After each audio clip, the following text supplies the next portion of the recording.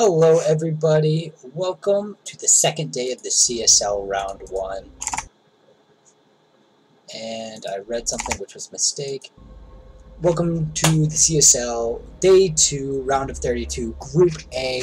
Starting off today we have TB Ham and I Ain't Shook on Coda LE. This is the second day, I already believe that, and I believe we are all set, so let me ask players if they are ready. And just to warn everybody, I am streaming this, not TB Ham, so this is going to be a significantly lower quality. Okay, and we are ready to go. GLGL. And to start us off, we are in Coda. We have a PVZ, Team URS, I Ain't Shook, and our beloved admin TB Ham. Should be a ball. Now, I set all my hotkeys. Let's make sure I have all these. Awesome. Look at that transition. Hotkeys for the win. Coda, pretty standard map. I plan on seeing this map a lot. We do have all 3 races represented today with 2 Zergs. And we have... Coda's been played a lot, I believe, at IEM. Like, almost every single matchup had Coda. Which I like, because I think Coda's a very good map. This map pool is a little funky. So, let's hop right in the bottom right-hand corner of the map. It is the beloved admin, the Orange Zerg, TB Ham.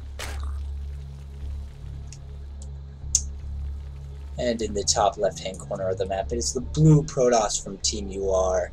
It is the Platinum Master Blue Protoss, I Ain't Shook. Thought you were about to see some shenanigans with this pro, but it just seems that we just sent out a little bit early. Looks like it might be a Forge Facets ban because it is at the natural wall. And he is scouting right away. It's a pretty big indication. He can also go with a little gateway rush. Sometimes I've seen players put a gateway right up here and then start sending zealots down. Or even put like 2 or 3, very rarely see it, more often than not 2 gateways here and just do a quick like 2 gate zealot rush. It's a little all-in, but it can get some serious damage done if the Zerg is unprepared. But so far, no player doing anything too exotic. The probe of I Ain't Shook is going to enter. See no pool, no gas, nothing out of the ordinary here. Really just wants to see if there can be a pool or a hatch, and we do see an early forge. This could be to be safe, but more often than not, it is for a cannon rush. But TB Ham, ever vigilant, will scout it with his Overlord. And he does end up going pool first. A very nice reaction. I do like when the Zerg sees the 13 probe, or the 9 probe to scout, that they just drop a pool first, because they know the threat of a cannon rush is very, very possible. And we will see the drone down here go for the hatch. Oh, but TB Ham moves the Overlord. It is very, very possible to see cannon rush. Don't let the hatchery see it. Ooh, TB Ham definitely saw the probe there. May force a couple drones to be pulled if he suspects something is up. And the pylon will go down. This is a nice little area. You can put another pylon right here, I believe, and then one maybe over here. Drop a cannon right in the middle. Minimize the surface area. The drone will see it. Oh no. Yep. Sees it right as the pylon finishes. Should be pulling probe drones immediately. 3 more drones coming down here. And nothing too sketchy. The probe runs away. And he decides to just throw down the Nexus Center Gateway. So really kind of a fake pylon. I think TB Ham was very smart to check back up on it, but is Shook actually going to go for this again? Doesn't have the minerals just yet. Zerglings are out. Yep, just going to go in the main. Should scout this gas. This gas would be an interesting scout, but may not see it. Does not see it. So this pylon, kind of a waste to be completely honest. It did pull a couple drones, but usually you want all 4 drones to be attacking the pylon, and they can be like, ha ha ha, you wasted a lot of mining time with those 4 drones. But not game-ending damage for either player. And from now on, Shook is just going to be playing pretty safe. 2 gases right away. That's an indication that he wants to tech up. It is going to be 3 and 3, so yep, just getting all the gas he can. All the gas he can get his greedy little hands on. TVN getting gas of his own. Let's see if he stops at 100. If he stops at 100 just to get circling speed, that's pretty normal. But it seems like he's just going to keep collecting gas. It's a completely alright play. May want to go straight into roaches. Maybe even play some little less standard bling aggression. We shall see. 2 queens, no third queen coming out here. Remaining on 1 gas. Cybernetic score for I Ain't Shook going down. It's going to be interesting what tech he wants to drop. Seems like he wants to drop it immediately. I think this is an absolute wonderful spot for tech. Before he gets Warpgate or Mothership, he immediately drops Stargate. That is very fast Stargate. And there's only 1 Overlord on the side of the map. He's going to have to travel all this way just to see that Stargate. And if Shook, like any good Protoss should, has a Stalker, you can either have it patrolling right here to stop any Overlords coming from over here, or down here to stop any Overlords coming from here. But he can put it right here. I think that's actually the safer bet, because this Overlord's going to have to walk through all along here and will be scouted by the probes.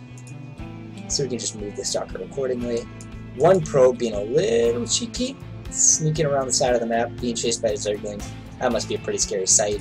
And 7 roaches already. I actually neglected to say that TBN neglected to take a 3rd. And if Shook scouts that, that's a huge win. That is an absolute tell for an all-in coming. Or these roaches. Oh! Ooh, that queen was smart to get all the way out there. He will have no idea these roaches are on the way. He does go Oracle. He can get an Oracle and then immediately go into Void Rays, and that would be the safest play. But he needs more cannons at the front, but he's getting another gas. Need a Void Ray. He may just scout this with an Oracle. I think he sees the Lings out here. He's like, oh, that's kind of a few Lings. I wonder what's up with that. And he does see the roaches. He has 2 options. He can use this Oracle to defend, or he can use it to snipe off probes in the natural. I think he might want to use it to defend. He's going to back up for now. Wait till the roaches come up. Really thrusts his way up the ramp, going immediately after the pylon. That isn't our twisted pylon. He may get it before Warpgate finishes, and it's 2 seconds away from finishing. Already, things are looking terrible for Shook. Because he got that Mothership core delayed, it will not have 100 energy anytime soon. No Void Ray started up. Gonna have to use all the probes to fight. But I think so many probes have already gone down. 15, 16 probes, more to come. Chrono boosting out Zealots, but again, Warpgate is not completed. And this is game-ending damage. GG coming out from I Ain't Shook. TB Ham takes a quick game 1 with a Ling Roach all in. Very well played. Let's see if I can get my hotkeys in order. Yeah. Oh, yep. There we go. Awesome. Good job. Second game going to be on Moonlight Madness. Very interesting map. I think it's my favorite new map, maybe behind Terraform. The only thing I don't like is the amount of rocks on that map, which is absolutely ridiculous. And everyone accept. Please. Everyone accept.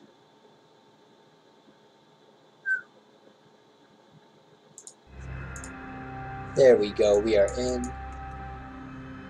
Just need to make sure. I should really be party leader, but I accidentally left the party because I'm a fool. And there we go, I've been promoted to the worst. Let's see, ready up. Again, Moonlight Madness is a very fun map, a lot of Zergs. Try to break down those back rocks and kind of sneak into the Protoss space. But the Protoss can do just the same. That's why it's very important to put like an Overlord or a Pylon near those rocks. And I just realized I may be talking... Nope, I'm talking about the right map. Phew, I would have looked like an even bigger fool. Here we go, game 2. Shook maybe a little rattled after that all-in. I mean, he knows how to defend that. Just needed a few more cannons and start Void Rays. If only that Oracle was there to defend. But here we go. Spawning in the bottom left-hand corner of the map. It is the Orange Zerg up 1-0 TBA. And in the top right, the blue Protoss down 0-1. It is TBR's I Ain't Shook. And hopefully he is not shook. I'm going to do something a little unprofessional here and just see. Yep, I believe I do that. This TB Ham is up 1 game. Look at those that micro. That's awesome. Now, let's see. Oh, looks like he may go for another Forge or Gateway play. Very interesting, shaking things up, trying to catch CB Ham off guard. No early pool, see an Overlord coming out, very standard. But these were the rocks I was talking about earlier, right here and right here. Very important for TBM to put an Overlord right here. Very important for Shook to put a pylon up here. Because the last thing you want is about 20 Zerglings running through here, maybe ransacking the third or even earlier ransacking the main. You can always knock these down. I don't recommend it unless you're some heavy Turtle 2 base play. And for now it is. He's going to walk in. See no gas. Oh, he will see a gas first. That's a little scary. You know Zerg wants either some fast roaches, fast Balins, fast speed. Really could be anything, but you know he's not going full economic. And a pool coming out early as well. Sees no natural here. It is important for Shook to scout both the naturals. Either one is viable to take. I think this one might be a little bit safer for a Zerg player. But Shook really should go in, see that. Drone chasing the probe away. Is getting a Forge very early. And this is actually nice. The ramp is going to be harder. It's going to be harder for TB Ham to siege than this open area right here. It's larger. There's more surface area. So I like this. Very safe play from Iron Shook. Doesn't want to lose again to another all-in. TB Ham maybe taking a natural. He did stop getting gas at 100 gas, and he's just going to go for a quick speed. And we may just see a very large link flood. Get this hatchery just for the extra 3 extra larvae. And he's got to be kind of bummed just to see, oh man, he didn't build in his natural. Oh well. Because one force field, all you need is 1 sentry, and that can buy you just loads of time. But hopefully we see a cybernetics going very, very soon. 4 Zerglings chase away the port. 4 Zerglings aren't really indicative of anything. It's more of 6 or more, or maybe 8 or more. That's like, okay, there's going to be some heavy link aggression. But hopefully Shook identifies this early enough. There goes the natural. But again, producing even more links, 4 more pop out. And the probe goes down. And TB Ham's going to go for the rocks down here, but Shook prepared for anything instead of just knocking the rocks down. Makes his own wall. I hope he puts a cannon in eventually. But for now, things are going well.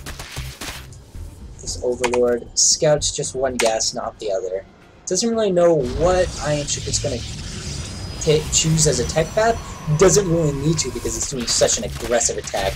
Chances are, if this fails, all hope is lost for TB Ham. At least for this game. And this sentry's coming out. Very, very safe play. Very, very smart play. Seeing the natural come down so late. Photon cannon on this side as well. Ugh, this is gonna be a tough one. Oh, TB starts his warp gate soon. Or even mothership core soon. Did get a second link gas, so you won't be sure. And these rocks will break very, very soon, and the attack will commence. A ton of drones being pumped out. And you know what? Iron Shook doesn't have a natural, so I feel like with these amount of links, he can kind of keep Shook on 2 base if he plays the cards right. But here we go. We'll see him try to break in, but he's just greeted by a wall with 1 photon cannon. TB Ham immediately backs off. Smart play. I think if he goes up here, you know, he has the risk of being force field, losing half his lings. You know, just a total bummer. And 1 ling managed to sneak out across the map. Overlords aren't anywhere near. More checking the sides of the map for proxy. Oof. I think he should build like a pylon right here and maybe just try to do a big attack. There goes a spine crawler. I think he did. He sees the creep. He knows the natural is en route. Robotics facility finishes out. It's interesting that we don't see... Oh! We may see DT drops? Might be a possibility. I'm not sure, but Roach is already being started. We have 24 workers to 27. TBM with a 3-worker lead. And a natural. It's now 1 base Protoss to a 2 base Zerg. It's almost like Wings of Liberty on Metalopolis. This TBM being vigilant, making sure nothing is being scouted. And my cords are a little bit messed up. But Shook needs to start thinking about getting a second base, unless he just goes all in. Or he needs to deny this Overlord from seeing too much. If he sees the Twilight Console, okay, that could be a plethora of things. But if he sees the Dark Shrine, he's going to know exactly what's up. Oh, no. And we'll see here. He sees the Twilight Console. He moves. He's going to be... And he sees it. Will he click on it? He clicks on it. He knows exactly what's on the way. He should be starting. Yep, 2 Spore Colors right away. Lair almost finished. Can have a Overseer by the time that's out. Oof. A Sentry coming out with a Zealot. He could force field this out. That wouldn't be that bad of a play. I don't believe these rocks are broken. So here we go. He needs more than this. Ooh, this is going to be interesting to see how this stack ends. I'm actually not sure how this is going to go. He needs to warp in more Sentries immediately. 3 Zealots. I wish one of those was a Sentry, or at least a DT. Can't do too much with these unless he gets the Queen. And from here, I think Shook, this attack just did not get the job done. I was a little silent because I was just waiting for a lot of drones to go down, but it just didn't happen. The Queen even survives too. It's rough. 1 worker killed for each player. Shook finds himself in just a rough position right now. No position a Protoss wants to be in. 25 workers to 37. I think he might just go for a big Immortal Sentry attack off 1 base. Straight up Aryan style. Go NA. It'd be interesting to see if he adds in Archons with this. It's just, the Dark Templar Archons just cost so many minerals and so much gas that it's a big investment to do, but the Archons can just melt lanes. And so far, we see a lot of upgrades coming out for TBHam. Now would be the time to strike with 2 Immortals and a couple of Zealots. How many gates is he on? He is on 3 gates. 1 needs to just transform into a Warp Gate. Hopefully Shook notices that very soon. Money is piling up. He actually can go for the Archons because he does have the money. He could actually get 2 Archons at this point. 2 Archons, 2 Immortals. Ooh, that is a rough force, with 7 more Roaches coming out. +1 is finishing in about 60 seconds. And here comes the attack. There's a very big army to meet out Shook in the field. Must pick the 2 Immortals up immediately. He's going to try some Q-Drop Micro. He needs to channel his inner hero. And Shook is actually making it work right now. Just wish to see another warp in. It seemed to be a little bit of a mistake for TBHam to come out that early. It's actually evened up on the units last half. And just, ooh, picks up another Immortal. Great Micro from my Aunt Shook. Showing that Plaids have some skill as well. Just again, I would love to see some... Oh no! He cannot let the Immortals get too far away, especially this one. This one is on death's door. Still, Shook is all in with this. 4 DTs being warped in. This is great. If he can actually lure the forces, kill this real quick, but he does have an Overseer, so actually, never mind what I was about to say. Ooh, can't warp anything there, Shook. Right on the ledge. He needs to somehow bait out this Overseer. Moves it at the worst time. Oh, never mind, there's another Overseer right here. This is very tricky play coming out from my Shook. And now the army is being diverted, but Shook now has a way. He could actually knock down these rocks with the Immortals and just go nuts with it. These 3 DTs will go down immediately, but very good army splitting from TBHam. Oh no, 1 Immortal goes down, another one will go down very soon, but this Queen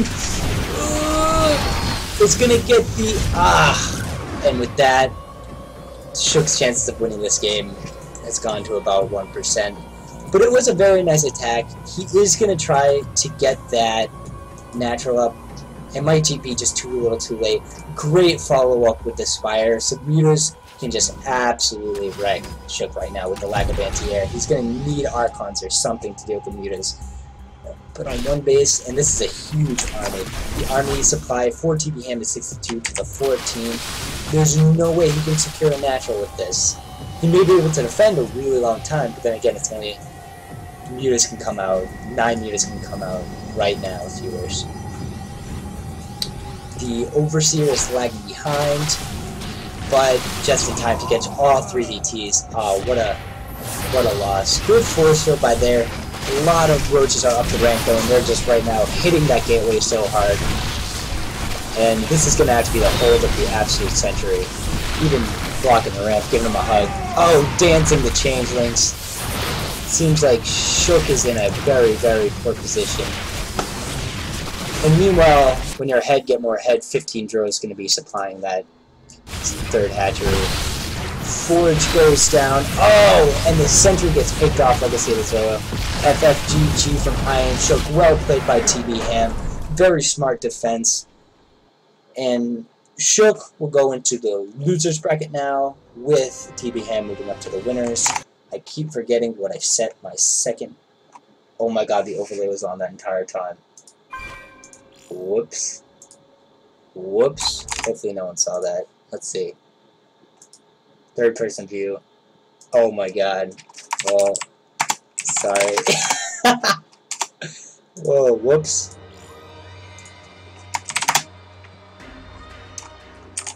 People like my face more, so that's actually totally fine.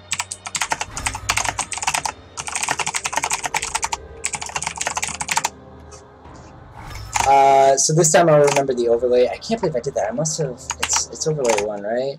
Do we have it now? Do we have it now? Oh, we do. That is just lovely. Can't wait to see that in the VOD. Oh, rip. Okay, but we do have our second match now, and we will go to a break while they figure out the vetoes and map choices. So I will see you guys then. Again, I'm so sorry for that overlay.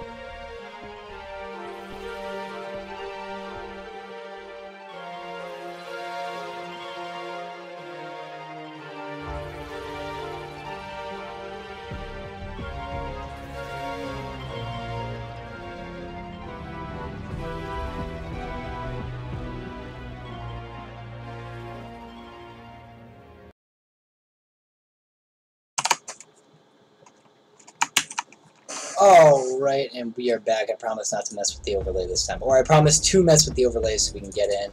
So GLGL from both players. First game's going to be on Koda. We have Team UR's Terran's Rush and GNR's Zerg Cool. Let's hop into the game now, and let's change that overlay. Yep, okay, good.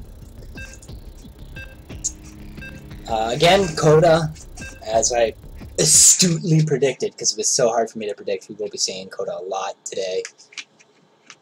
But now we have a Terran vs Zerg, so it's going to be a little bit different. The classic matchup in the very tutorial mission of the first StarCraft, you kill Zerglings with Marines. I bet we'll see the same. Not much has changed, like 16 years later, I think. Actually, 17, I think, at this point. Dang.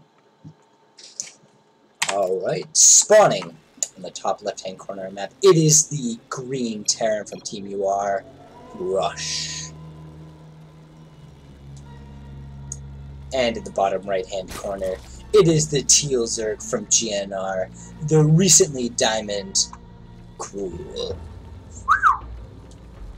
Well, both two upstanding blokes, as Couchy would say. Who knows what we're going to see, and just because I'm paranoid, I'm going to check the op settings. Okay, yep, and we are actually good this time. Sweet, you guys are going to get some high-quality casts here at the CSL when Polar is streaming, that's for sure. Sending out just to build a supply depot. Cruel, such a nice guy. And Rush that they just... I think they did that twice. Yep, they do it twice because they're just so nice. We're just going to let them believe they didn't. It's okay. Now, to be honest, not too sure what we're going to see out of here. Rush joined the team very recently. Don't know too much about his TVZ. I just know he's a really cool guy. But we won't see a 2Rex. So already I'm a little bit disappointed. I really like 2Rexes. I think Terran Cheese was just, so much fun. And it seems like Cruel may just go for a hatch first. Yep, there goes the drone. Run. He is McFarland USA. Go, go, go. And wow, right when the minerals hit 300, there we go. Make it, there we go. And we do see the gas very well timed. We'll have that 50 gas to get that Reaper out. Lickety split. And so far, standard game. It'd be interesting to see if Rush opts to do a more Hellbat push style of build, or maybe Widow Mines. A lot of things Terrans can play with. I think we've all seen recently. It was Hellbat push versus Heartbeat. Oh my god, was that brutal. Oh, there were just so many SCVs and so many Hellbats, he just couldn't kill anything. Heartbeat had a great idea with mutas, but there's just too much. I mean, mutas can kill things, but pretty slowly. They kill armies pretty slowly. Do see gas out of Cool. Wants to get that early link speed. And will we see another Reaper? I bet we will. I see...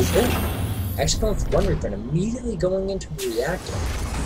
Something a little different. I usually see 2 or 3 Reapers just so they can get 4 or 6 Hellions and then push the front of the Zerg a lot, maybe even deny a third, which I believe we also saw in the Hellbert vs. Heartbeat series on Terraform. But here we go. Reaper's gonna get up. Go, Reaper, go! And dropping down a command center, still playing a command field. We aren't going to see any one-base play. Yep, sees that spawning pool and says, I hate spawning pools. Sees the 2 Zerglings. Queen's only halfway out yet. He can actually dance with these links a little while longer if he wishes to. 1 drone down here. Would be right for the picking. But actually just going to play it safe. Doesn't want to lose the 1 Reaper because that right now is his entire map vision.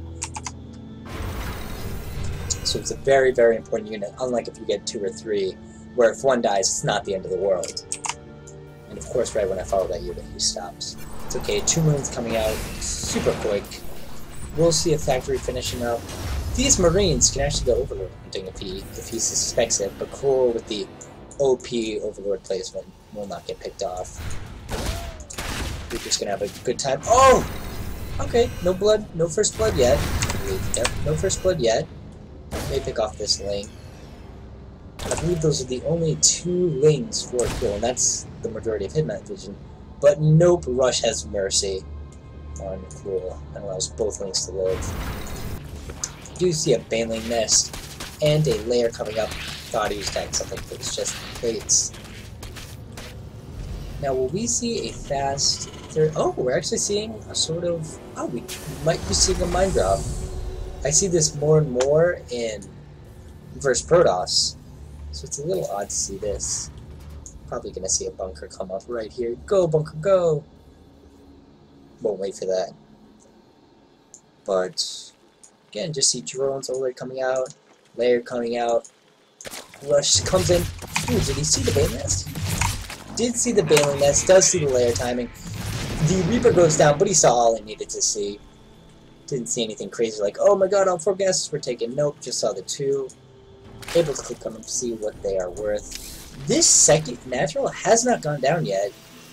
That's a little concerning. It's 25 SCVs to 36 drones. But of course, mules are a good unit. But this, I think this aggression, if there is going to be aggression, I thought we were going to see Medevac come out of here a little bit sooner. Would need to do a little, would need to do some damage, I would think. So far, nothing. Just getting the mines up. Very even game so far. Very passive beginning. Nothing too out of the ordinary. May see a third coming down for the Zerg anytime soon. Probably right here. And a huge Zergling Swallow. Getting ready to defend anything that Rush may attack him. This could just be cool thinking like, oh, I see so many Hellions. Now's a good time to make links, just in case Hellions pop out. But he already saw the mines. So just gonna keep him in his main. I like that. Overlord scouts the starport, scouts the factory.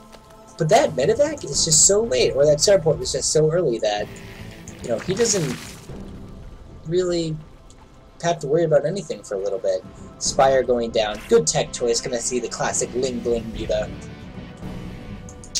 And a little bit of a funky wall, but I think they can get out right there. I'm not sure, but they have to go through 3 mines and then disputed by 1 more. SCV gonna go and scout across the map because he did lose that Reaper. And he probably doesn't want to waste scans because that natural was so late. 2 more gases coming down for the Zerg player. He's gonna have a good amount. Already has 800 banked up. Do see a drop coming across the map. 2 Widow Mines and 4 Marines. They may not be scouted by the Overlord. That Overlord just needs to move over just a little bit. Gonna come right in. And is there any Overseers? There is 1 Overseer. Shouldn't do too much damage. They shouldn't, but who knows, because he's not going to see it until the very last second. It's all going to depend when Cruel sees it. Right here.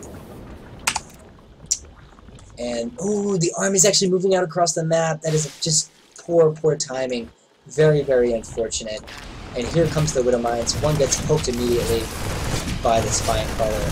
Cruel immediately pulling back. Ooh, Widow Mine hit gets 3. Ooh, may even get a Muta here. That'd be a nice little pickup. Ooh.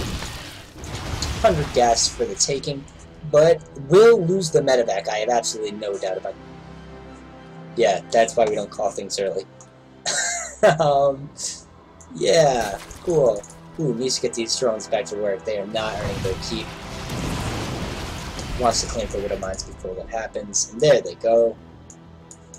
Cool, gonna be like, oh yeah, it's gonna be aggressive. Let's do that again. No 3rd command center out for Rush just yet. Getting some missile turrets up, playing defensively.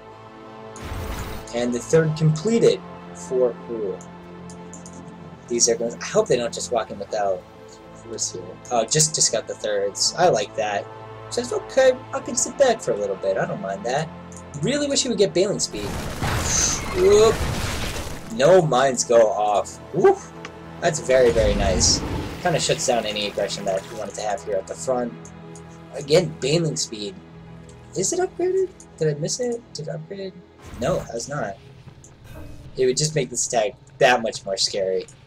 Also, creep spread is lacking just a little bit here, but I guess he just wanted to get the queens out. So we can possibly get the Muse out. No, he may just try to pull the army with these mutas, but as we see, may get one at the cost of a muta, maybe. Yep, pulls the army. Now would be a good time for this army to go in. Oops, and just rush in. Put 2 Widow Mines. Very, very smart from Cool. Just baiting out one. Possibly baiting out another? No, not just yet. Needs 2 more Zerglings. Oh no, this Widow Mine get a huge, huge detonation. 18 kills. The Banelings go up, but there's nothing to follow up on these Banelings.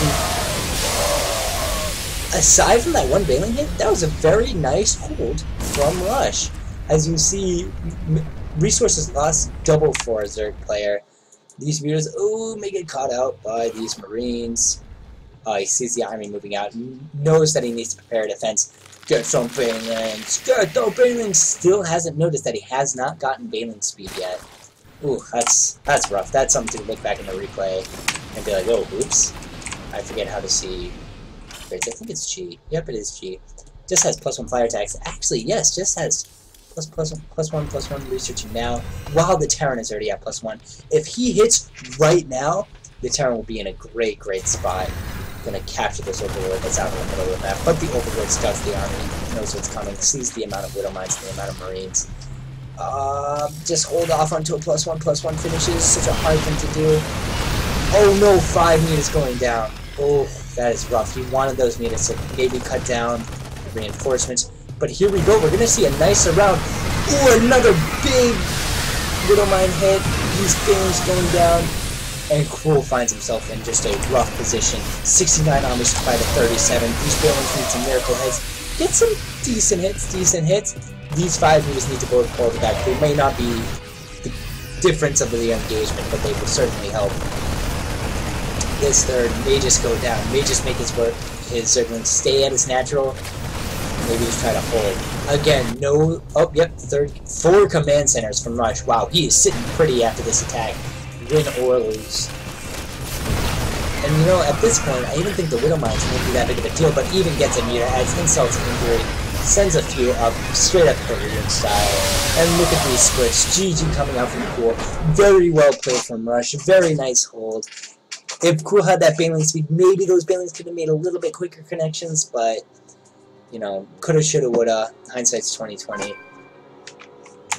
And now let me overlay style. Oh yeah, look at that. Second game is going to be on Cactus Valley. A nice big map, a good map for Zergs to get us around. Maybe this is where Cool wants to make his comeback. You know, he probably let just Rush have game 1. He was like, yeah, you know, you can have game 1, but I'm getting the next 2. That'll be fine, you know, make it serious. I'm gonna give the GG. So once again, Cactus Valley, very big map. I mean, if it cross spawns, it takes 1.5 years just to get across the map. Let's see. We're both the players already. Make TB Hammer a referee because he's also a top load. Ready, Rush! Are you ready? Just need to see if you are ready. Ready, GLGL. Let us start this. Let's light this candle. Overlay. Pff, like a champ. Here we go. I'm not muted or anything, right? I'm still just so nervous. Alright, Cactus Valley, probably my favorite map to be honest, but I'm that greedy Protoss that likes to get on 3 bases and just hold until I have the perfect army and attack. It's very, very much style to play against, and I apologize to all my opponents, especially the Zergs. Shout out to my boy Chaos. But this is not a Protoss, this is a Terran, and in fact, it is our bottom left, and I am lagging real hard. Uh-oh.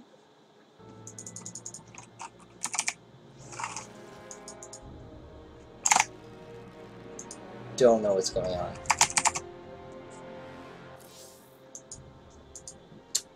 I am totally gone. I don't even think... Can anybody hear me? Did the stream die? Is the stream dead? Is the game dead? I am coding.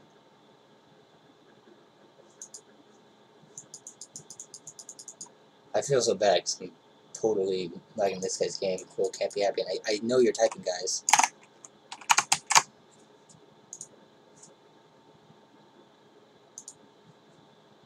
God, that was definitely me, 100% me.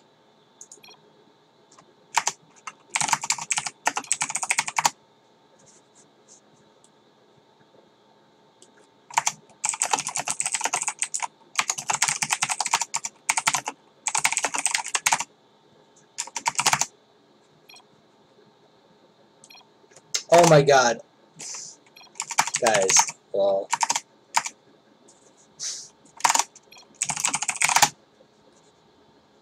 Game resumed. Alright, am I two for two? I think I'm 2 for 2. Starting at the bottom left-hand corner, it is the blue Terran player, Rush. And in the top left-hand corner, it is the purple Zerg player, GNR's Cruel. Definitely last time TB Ham ever lets guess. He probably wishes he loses this, just so he never has me stream again. Oh man, that was rough, but it's okay, we're back. Be interesting to see if Rush is a little bit more greedy this time. May want to go for a command center first, whoops, because it is such a large map, and he doesn't know this, but actually gets very, very lucky with the Overlord Scout. Will scout him with the second Overlord. But we probably will see if I can't imagine we see anything other than a 15 hash from Cool. We saw it last game, if I remember correctly, and on a bigger map, why not? Can only do wonders. And let's get that production tab up. So sorry yet again. Nope, gonna see a barracks. Gonna be playing relatively safe, and the gas too. That's also what I was looking for. Just a very standard opening. Same again, but Cruel goes for the 15 pool instead of for the 15 hatch, and gets a gas super early. Ooh, maybe trying to see aggression. Maybe he hopes that Russia's like, yeah, I won game 1. I can take the risk of going command center first and just do a big attack, but it doesn't seem to be the case. It is going to depend. Rush may still scout him last if he decides to go horizontal, diagonal, then vertical. I know I always go horizontal for no reason, just because that's me. Overlord gonna see nothing, but this Overlord will see all. It'll be interesting to see if he goes for the 2 Marines again, or maybe just... I really like that, I think. The 2 Marines, or for more Reapers. Sends it all the way back, and if the Zerg isn't anywhere on the map, just go home, call it a day. 6 Zerglings out on the map. That is a good amount of Zerglings. You know, not really an indication for aggression. Maybe because there's no natural, then it might be. But 6 Lings so far, nothing too sketchy. 8 Lings, that means aggression. You're going to see some quick Ling speed. No guys have been taking off gas just yet, so he still wants to tech up a little bit. Maybe into Banelings. Most likely into Banelings. Speed will come up. Zergling's going to come. Sees the supply depot. These Zerglings are our route. I am lagging again. Oh, it's Rush. Cool, it's not me. Good. Yep, Rush. Just his tears fell on the keyboard into his internet connection. And it slowed down his internet a little bit. He's just crying tears of joy. But he will be crying because these Zerglings are coming, and he's building a reactor. Where is that Reaper? I kind of lost him in the confusion. Okay, it does see the Zerg. Gets pushed away by the Queen. Doesn't get any kills. I mean, he didn't even see the no natural, so he actually has very little indication. Oh, other than these Zerglings. That's a little bit of a tell. That's a little scary. Immediately starts a bunker here. And just, you gotta crank those out. Baneling Nest about to complete. Ooh, this is gonna be a big attack from Cool. And I hope Rush is ready. I mean, he can just go to town on this reactor. Bust that supply depot, make a nice wall in. Maybe even have the Zerglings run past the bunker straight into the middle line. Have the Marines running down. It could be total chaos. But we will have to see how this attack commences. 5 Banelings coming out. I believe that's the magic number for how to go. Alright, Cool sees the bunker. He saw only 3 Marines. This Reaper's not going to get anything done. I always like the 1 Baneling for good luck. You never know if something like that will happen. No, 1 Baneling isn't connecting. He's in the back. But now he does have that to go. Ooh. Yep, can run right past because that opening was pretty large. Ooh, the Baneling goes right on 3 Marines. That was actually a very nice connection, and now these Argents are going to wreak havoc. on the SCVs. 7 SCVs, 8 SCVs going down. Remember, he does have the second CC, so he can lose a good amount of SCVs and be fine. One Widow Mine coming out. That hit could determine so much. I mean, it may just backfire. Ooh, gets a lot of Zerglings. Only 4 more Zerglings come up. 1 Baleen to come out. That Baleen, that's a GG. That is a GG. Just didn't have the minerals as we see up there. Wow, very well played from Pool. Nice aggressive attack. Want to make sure that I do overlays.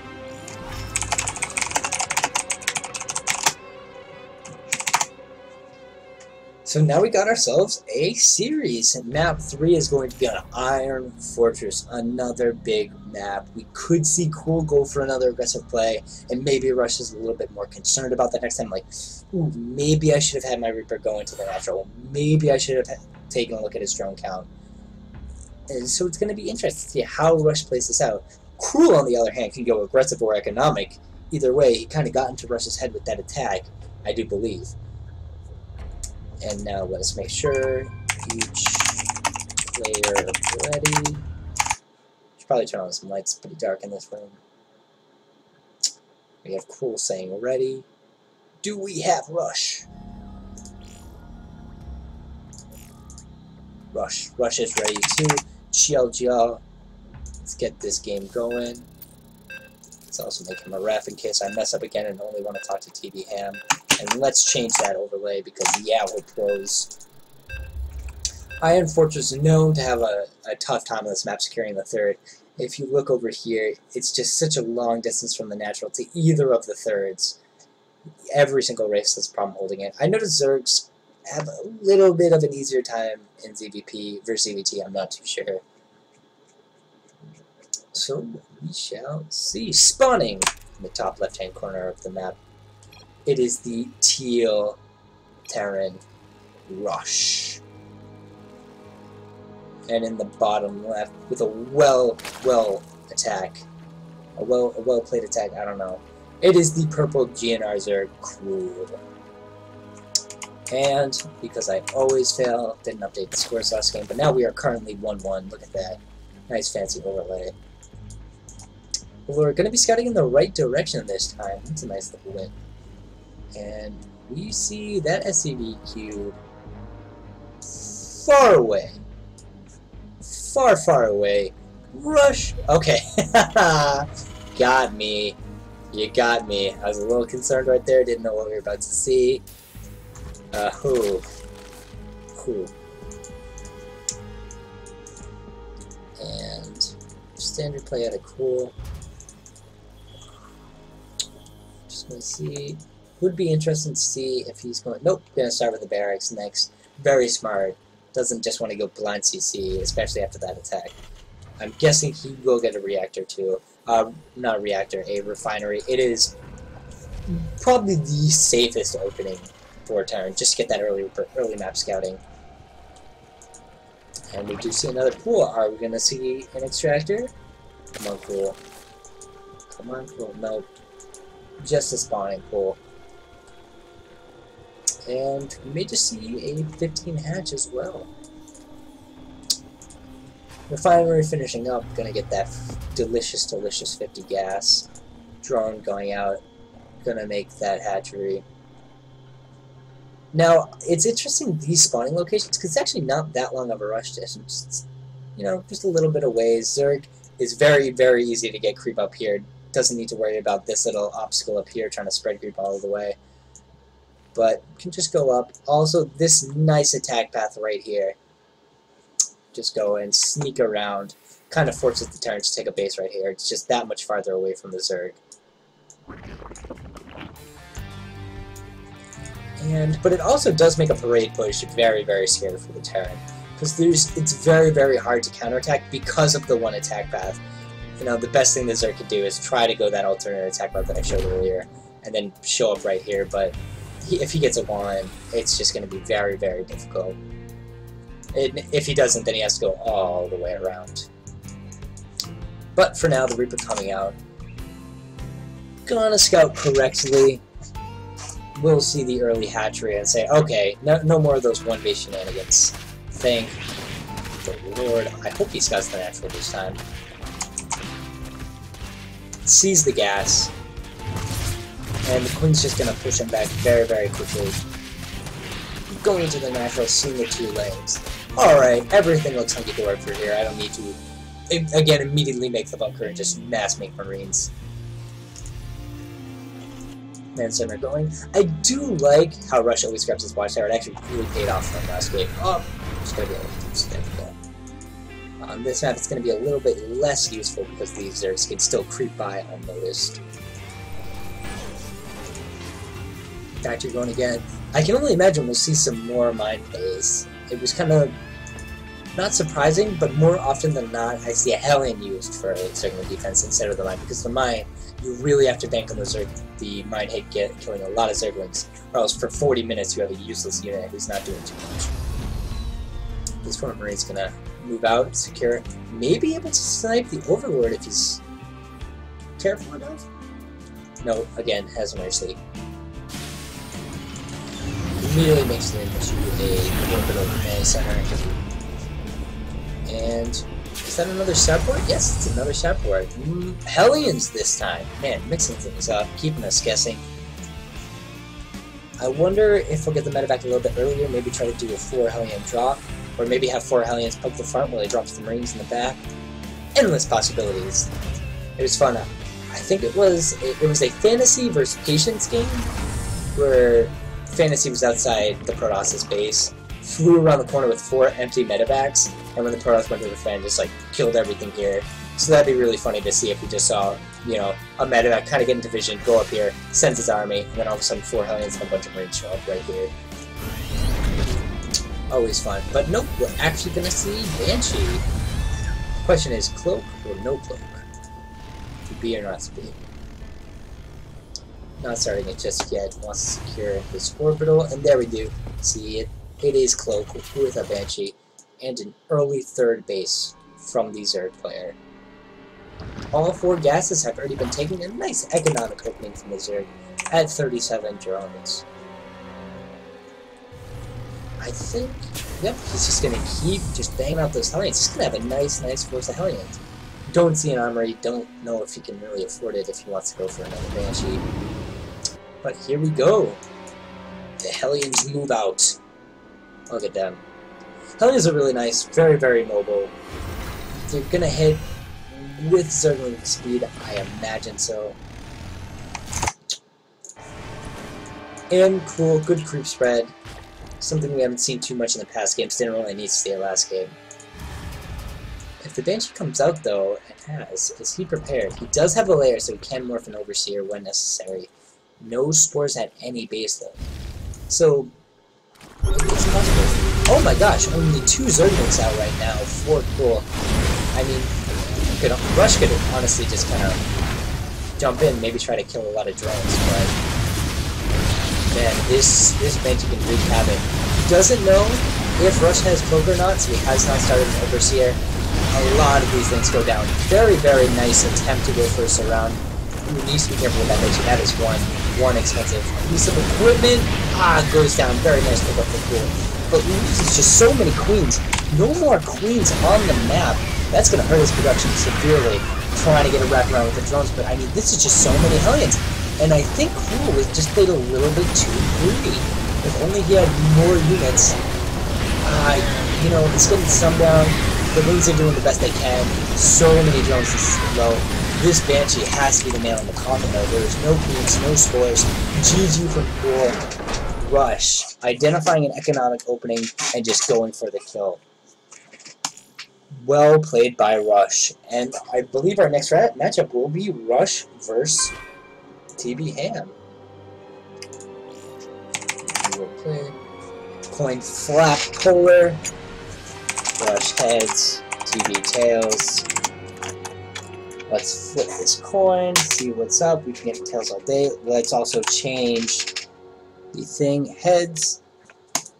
So Rush will veto first, and while the vetoes are going on, we'll get ourselves a nice break. Be right back.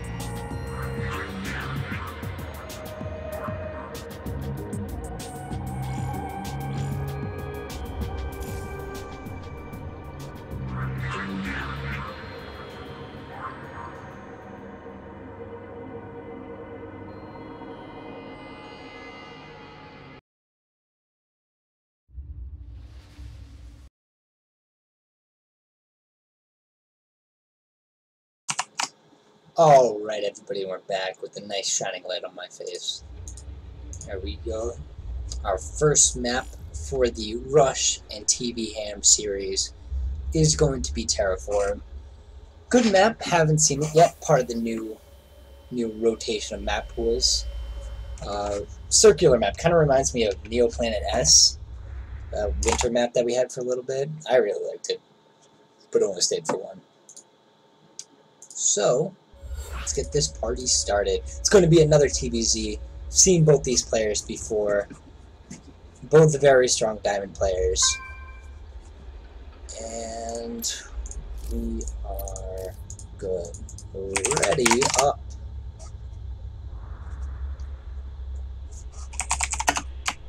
I was going to tell Rush to represent, but he can do whatever color he wants. Alright, GL. I don't know. Make sure it's Rush for the rest of the series.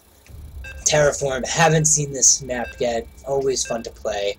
I haven't played too much of the new map pool, don't really know how TBZ goes on this map. I would imagine it must be kind of nice for mutas. There's a little bit of airspace between the bottom and tops of the bottom and top base respectively. It's kind of an awkward map to traverse through, so we'll have to see how TV Ham and Rush plays it out. Spawning in the bottom right-hand corner of the map, it is the Orange Zerg TV Ham. Oh, wait, did I do overlay? Yeah, no, I didn't. Haha! Got him! Top left-hand corner of the map of Terraform, it is the Red Terran Rush. Let me make sure I'm not muted too, okay, that would have been embarrassing. No early pools. It'll be interesting. Rush knew that if he won, he was going to go against another Zerg opponent. I wonder if he tried to, hide some builds, maybe hide some Hellbat play, maybe hide some 2-Raxes from TB Ham, try to catch him off guard or something. But we shall see. No gas first, anything like that. If gas first, would actually go down right about now. Nope. Gonna see very standard play from Rush. Really like that. Wants to play cautious, doesn't want to take any chances. TB Ham, not too sure how he plays his TVZ. I know his ZVZ is very aggressive. We saw his ZVP be quite aggressive as well. I was just gonna go for a 15 hatch. Very standard. Oh, wow, doesn't complete. No passion. That's okay.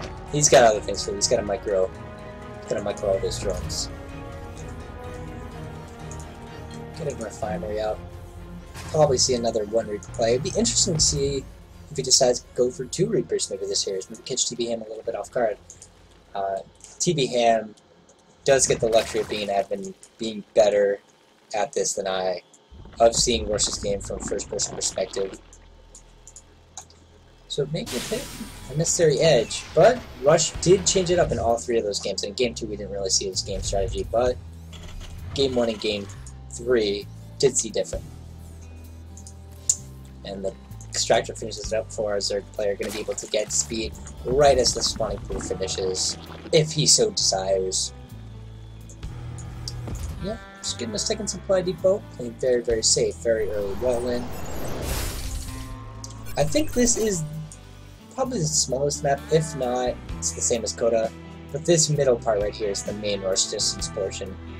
From there to there, you can knock down these rocks to maybe stall an army if TB Ham has an overlord out in the middle of the map.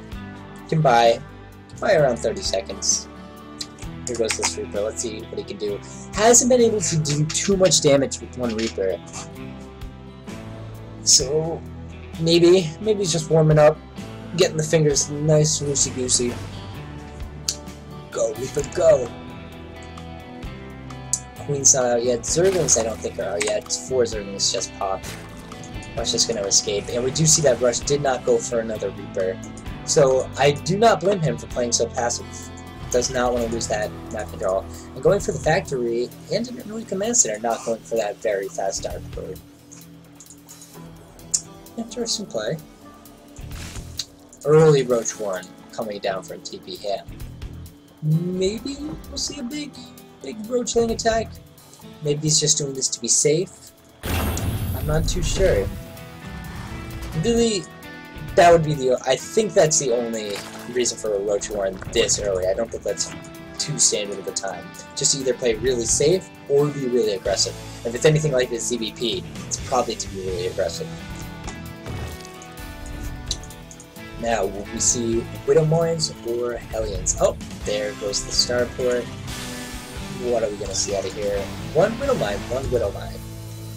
We see some more drops. And 8 roaches. Yep, this is aggressive. Oh, does he already have these rallied?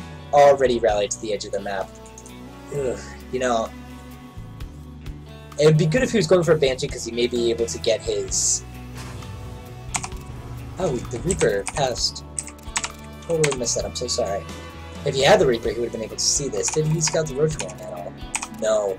No idea this is coming. Will have no idea this is coming. Maybe until too late. Starts the tank lab, but ugh. This is a fair amount of Marines. Does get the bunker to play safe. Does not know what's coming. Rush is a very safe player. I'm learning this.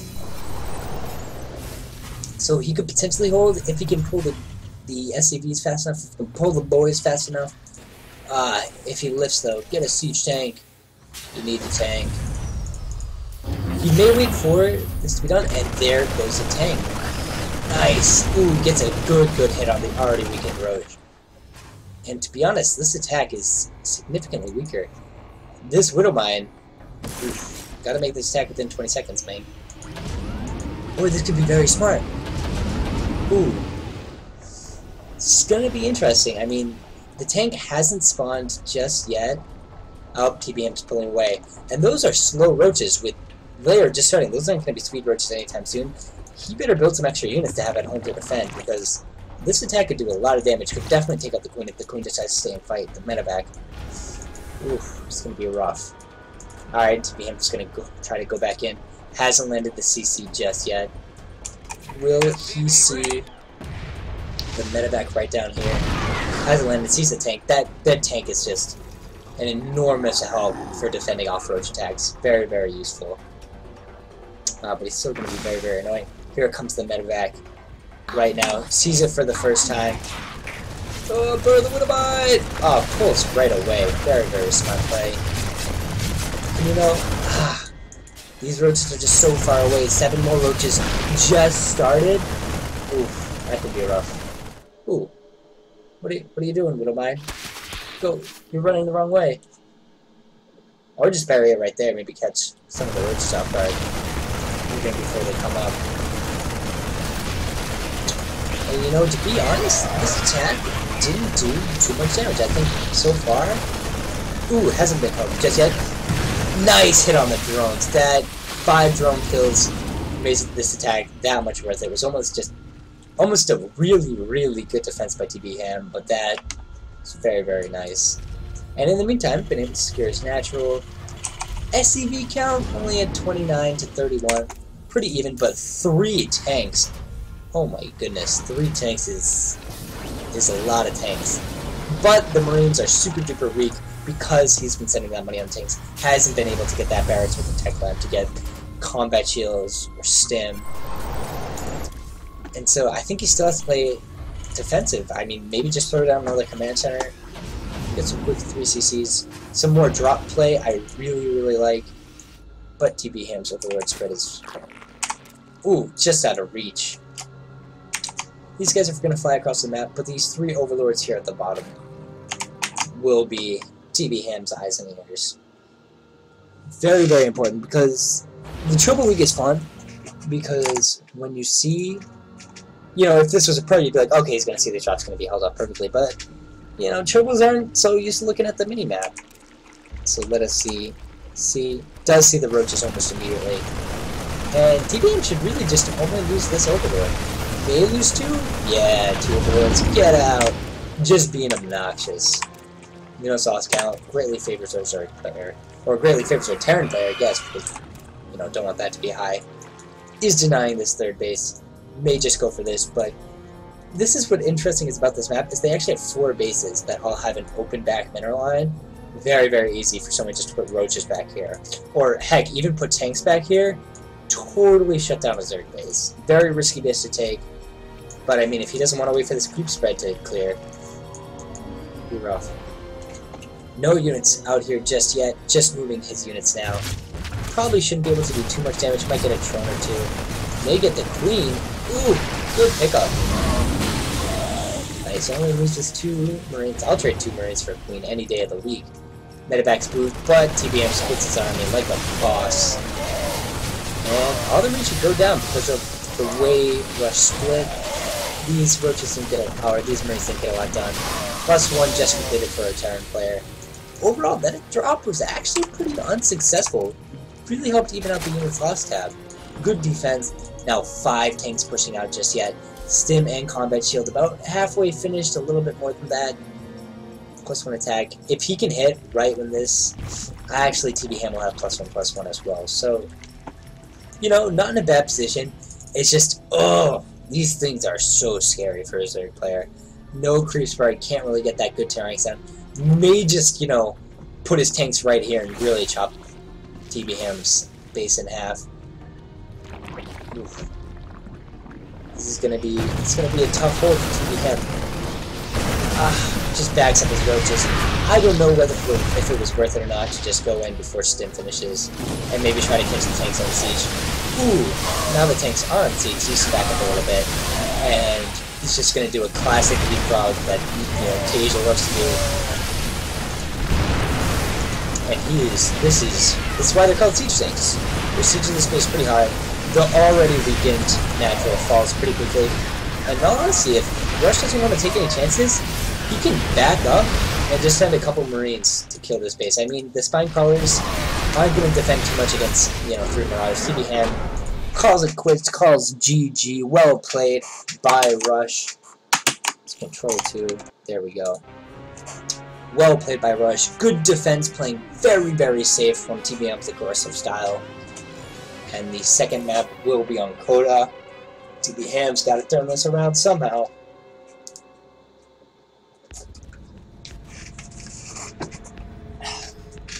I'm drinking polar seltzer water because that's my name. Back up a little bit. Alright. 200 APM, Jesus man. TB Ham. God. Got magic fingers. Magic mic. Are we ready? Go, says TB Ham. Yep, go, says Rush. GL, says Polar. Gonna just switch that cam, make sure it went through. Good. Zerg versus Terran. Coda saw Rush play very aggressive against Cruel. Oh, where? Darn, I actually already forget what Cruel and Rush did on this map. I think it was a basic play. I think we saw Widowmines, and I think we saw Rush do a Widowmine Marine push for the win, if I recall correctly. In the same positions, too. Whoops, messed up everything. Spawning in the bottom right-hand corner of the map. Game paused. Rush, pause by TB Ham. All good. You know, a lot of... that's always a bummer. Need to alt... I believe alt-tabbing is the way to get out of that. Just gonna write to like I was playing my bed. So, may see another nice little marine mine push right here. It's a good job to split up these bases. If TBM decides to go Roach Hydra again, Rush can once again put 5 tanks right here, cut off the bases. And I can only imagine when we see the same play out of Rush. Really like his very, very safe play. And I really like how he rallies his SCVs to the middle of the map, because you always know the SCV is going to go to the ramp. That way you don't need to memorize where the ramp is on each map. Nice little cute trick. Never seen it done before.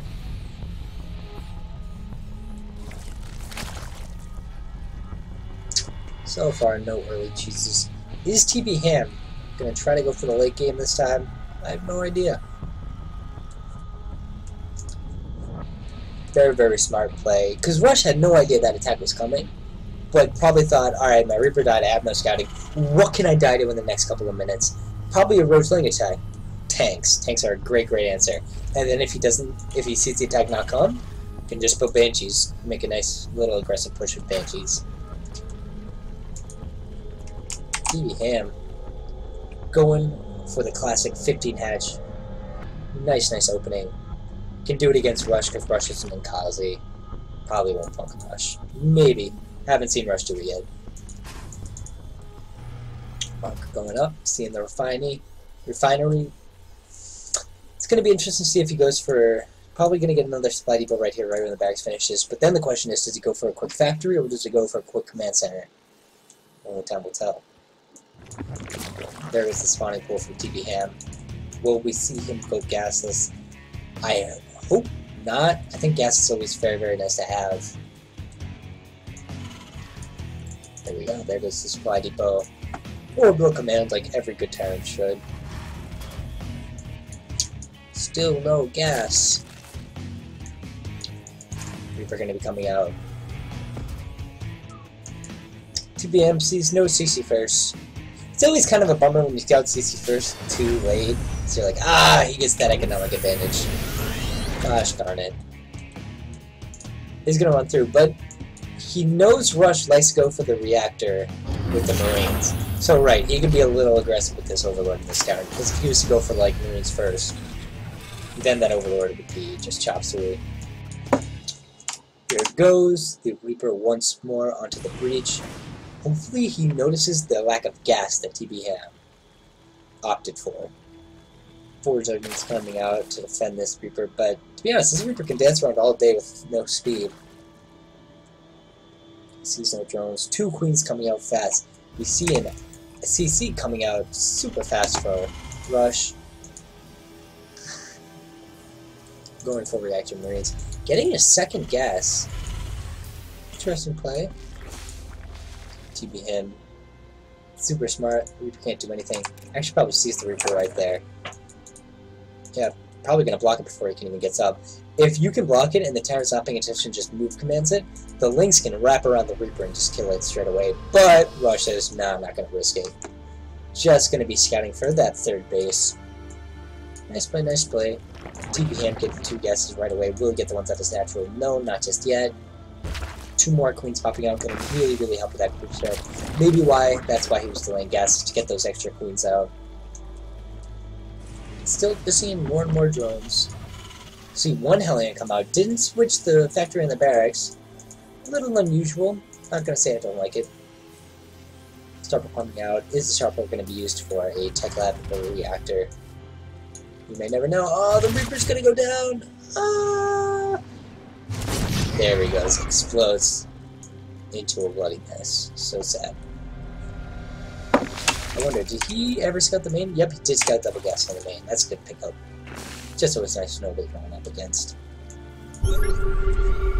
Ooh, it actually scans. He's really concerned for what TB Ham is going through, but sees the lack of a layer. But TB Ham says, oh, you're going to scan my main, I'm just going to build my layer in my F, and you still won't have blue. Haha. Roaches yet again with double Evo chambers. Being pretty greedy right now, TB Ham. But maybe not worried. Very, very good scout from TB Ham. Scouts the no add-on starport and factory. Knows something aggressive is coming. Ooh, is he going to kill that Overlord? Overlord's always a nice pickup. Will supply block TB Ham for a good bit. It might be just out of reach. Oh no, it stopped! Ooh, yeah, wow. What a hero, this one Marine. Good job, Billy Jean. 3 Hellions going across the map. Right now, only 4 links. No roaches coming out just yet. Roach be— oh, Burrow coming out. Sneaky, sneaky TB Ham. Gonna see some Burrow roach play. But for now, still has these 3 Hellions to worry about. 3 Hellions, not the most striking number. Very, very good support placement. Make sure that Metabag can't just stick around, pick these Hellions up whenever he wants to. Gets 4 drones so far. That's pretty nice damage. Pretty nice damage. Will he get 6? No, only gets 5. 5 for 3 Hellions. Maybe not worth it. Really glad he didn't lose his Metabag. Hopefully he pulls it back before TBM. Ooh, just out of range. 6 drones coming out. +1/+1 coming out soon.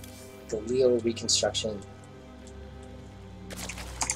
Overlay's not up. +1/+1 is just very, very good. It's going to be a ++1/+1 Roach Burrow attack. That is scary.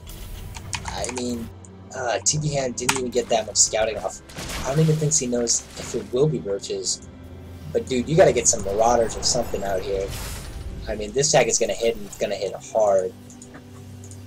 Reactor is going on. Probably just going for Biomine. Not the most optimal way to defend +1/+1 Roach Burrow. This could be a very, very strong attack. I like this. The one Hellion goes out, sees the one Roach. No, he's going for a Roach play. The question is, what kind of Roach play? If he sees these 5 more Roaches, that may trigger him to, you know, yep, he's getting 2 Tech Labs on these barracks. Very, very smart. Going to be able to pump out Marauders. Marauders not only beefy, but just does loads and loads of damage too. Roaches. +1 on the way. He's also going to be able to get combat shields and stim off these. +2 is going to come out soon. Wow. TB Ham not going to be as aggressive as I thought he was. Thought, you know, I guess I watched too much Nathanias. I'm talking about it, the one Roach was telling. And actually, did he even let Burrow finish? He did let Burrow finish. So smart. Wonder when he's going to reveal that. I mean, I guess right when you see the upgrade of the Roach Burrow movement upgrade, it makes the Roaches have these cool spikes on the back. These spikes glow. So it's very, very obvious, and that kind of gives everything away. Probably wants to get at the last possible second. We'll get a creep spreading queen. Still the creep spread a little bit, but very, very nice creep spreading from TB Ham. Already still has 3 queens. Roaches show up a little bit too late. Poor Sagara. Viking coming out. Did switch the factory for Tech Lab. That way he can get some tanks out, hopefully. Tanks very, very good with roaches. Ooh, kills a roach but loses a marine. Fair trade. Ooh, pneumatized carapace. That's the one to make him go fast, I believe. Pretty sure. Go! Oh yeah. Oh yeah. Definitely just got a speed upgrade. And now he's going to move out across the map, but he still has no idea that Burrow's in play. Roach Burrow I find is the equivalent of Sawdust, but here we go, nice small engagement. Kills one Marauder very, very early. And I think, yep, Rush just has too much to hold, even without combat shields, which just finished. Makes this attack that much scary. That much more scary. 17 Roaches about to pop up. And is able to clear the creep, but just misses these 2 that happens to creep just yet. Nice. Scans this. He's able to get rid of just so much creep. And killing that queen from earlier, you know, it's going to be hard for TB Ham to replenish this. Here comes the attack. Sees just a ton of roaches. Sim has not completed just yet. Will complete very, very soon. These Marauders just going to town, but I don't think it's enough. Needs to pick up and get out of there. And now the counter attack. The slingshot of roaches coming back at Rush. Needs to get these Marauders and tank back. They're going to be vital into this defense. And is there a 3rd command center for Rush? No. Ooh, Rush. Gotta get that up very, very soon. Or at least start it. This blocking. Oh, with a Burrow Roach. So smart. I mean, he has to wait, I think it's like a minute and a half for this creep to clear up. and then it's going to have to either scan or build a missile tower for that Roach. So smart. Group spine for the Hydras just completed. 2 bunkers going down. Very, very afraid of a counterattack. Knows that engagement didn't go his way. Relatively even in the units lost count. The drone count is 60 drones, 251 SCVs. That's a good amount of SCVs for Rush. Right when he builds that command center, he's probably going to be able to at least half saturate another base. And by the time he clears up this Roach and this creep, yeah, he'll probably have 4 bases by the time. Ooh, may go for a big medevac play. 3 medevacs go out. Keeps just enough here to defend a big attack. Has another bunker. Still may want to pull the boys. I mean, this is a lot of Hydras. And the +2/+2. Very scary attack. Cleaning up that Overlord. Oops, but the attack is going on right now. Sees it with the Viking. Oh, he didn't manage to snipe the Overlord. Rush sees this and says, uh-oh. Can't be dropping. Might try to push out. This is a good army. Still at +1/+1 though. I mean, Roach Hydra +2/+2 is very, very nice. Speed upgrade will finish soon. Already has an infestation pit, just a matter of time until he gets that hive, so we can get that +3/+3 Viper. And here we go. We may see an engagement right now. Not just yet. It's going to be a big army. I believe this is like the longest the game has gone so far in the series, or in any series. 4th base going down bad. This is technically a first. Oh, we did see the first. Ooh, catches some reinforcements, but now, I mean, he's going to find himself on the backside. He's now stuck. The Roach Hydra isn't allowed to go and creep, but Rush's army is split in half. Oh no, not the best control. But TBM does have to fight up a ramp. Just so many Marauders here. 9 Marauders just going to town. The Roach wall has gone down. Now just these fragile Hydras in the meantime. All the medevacs go down. And Rush finds himself victorious. That's a nice win. He will be able to pick up this 5th base if he decides to do a quick counterattack. 15 more Hydras, 9 more Roaches coming out. +2 armors just about to come out as well. Very good engagement for a Rush. Did lose all the medevacs, which makes each stem just very weak. Oh man, look how fast those weak Marauders go down. Cancels the hatchery, well played, and he might lose all of this. I mean, with those speed Hydras, ooh, we have ourselves. Oh man, TB Ham didn't even notice the supply difference. 155 for TB Ham, 90 for Terran player. Just 3rd command center, just starting now. Not to mention can't take a 3rd because of these Roaches. Hopefully he doesn't waste all the scans. 26 SCVs here. Just running so low on money. Needs to get a 3rd base. TB Ham sitting pretty on almost 5 bases. Drone count is at 69. Very good drone count. It's gonna say nice number, but yeah. Oh man. God, Rush is going to be like, are you kidding me? He has Burrow, Hive going up for TBM. Going to give him that +3/+3 Viper I was talking about earlier. And now, TBM is able to see.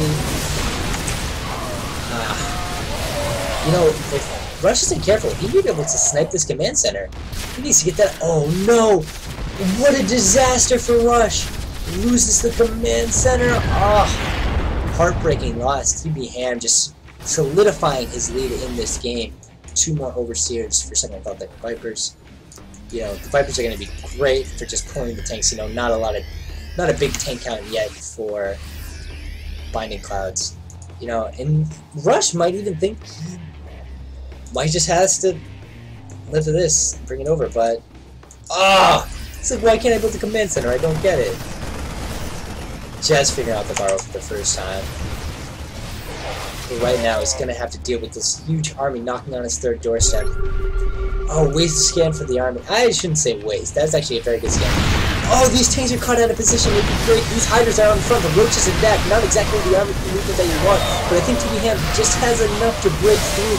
Just Marauders in the back to take care of these Roaches. But again, he's pulling the boys for defense. Never something you want to see. This one Marauder has to be a hero. But I think it's going to be a just win 3-3 was going to finish for a Terran player. It's going to be a very hard move for Justice Marines. And I think TB Ham is able to take Game 2 of this best of 3 series. No, just Army. GG. Well played by TB Ham. You know, Rush just delayed that third for just too long, and then when it went down, it wasn't good enough. Very well played. Very well played game. Very exciting game. Very back and forth game. I'll give that a GG well played. And the third map will be on Iron Fortress. Rush had a tough time on this map, but Great Scroll. Who knows what TB Ham will have to bring to the table.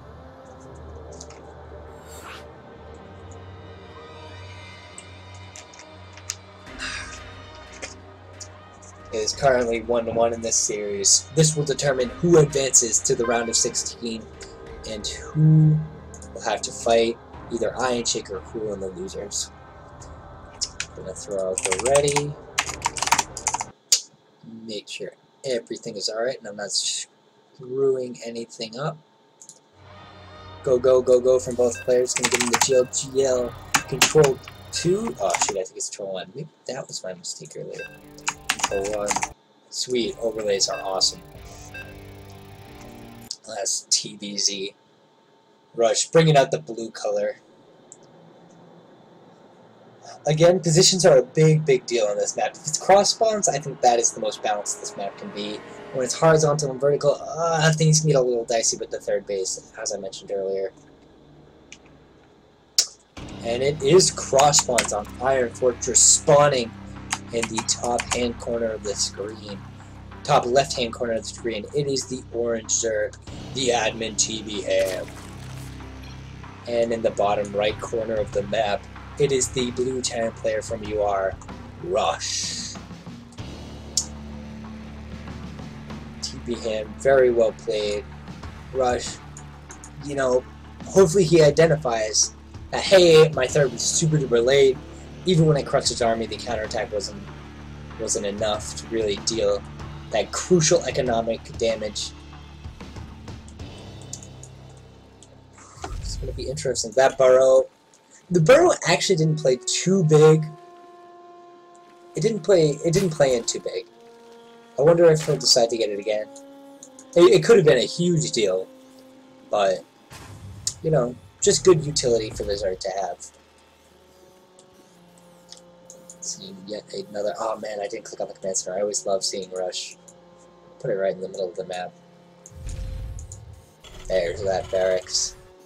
TB Ham may opt to go for the 15 hatch cannon. I mean, if it works on a small map, why not do it on a big map? So far, Rush has done the same basic opening in every single TBZ series. I believe before this, Rush was 9-3 against for TBZs in the qualifiers, but against Big Ham, it's not going to be enough. Possibly.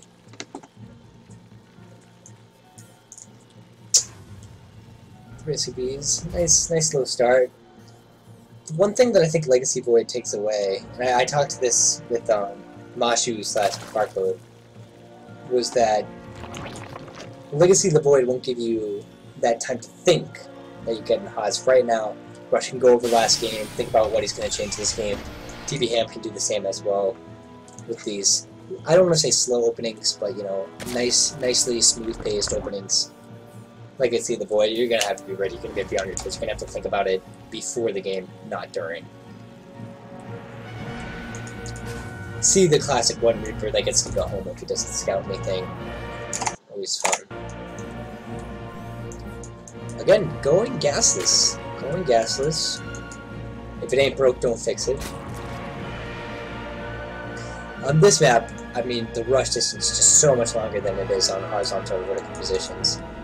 He's going to set horizontal first.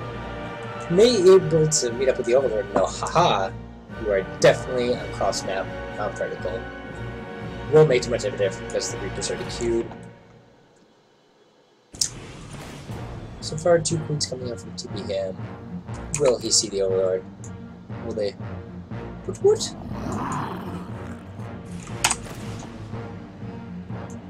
What a lovely sight. Building more and more drones. No Zerglings come out yet? Is that correct? No Zerglings.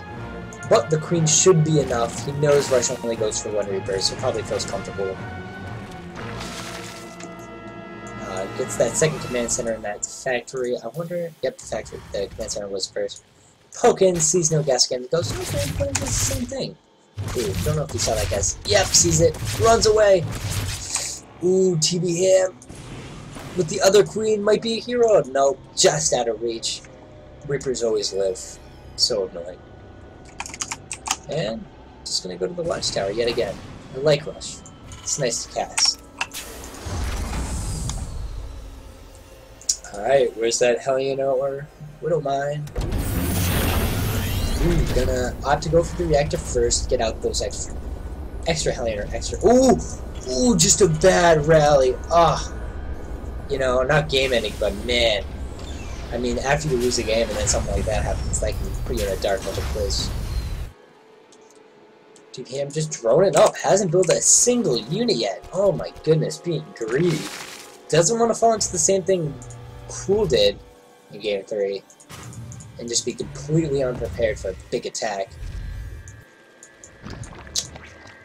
Getting these gases, getting in the early layer, getting 2 Evo chambers. Again, hasn't built 1 military unit. Oh, is he? Oh, I guess Queens? Wow, never knew Queens counted as part of their army. I guess that makes a lot of sense. Hellions coming by. He's going to have roaches to be able to defend these Hellions. And he's also able to be a little bit extra greedy because... Okay, he didn't know at the time, but he luckily was able to be a little bit extra greedy because he knows it's the longest rush distance.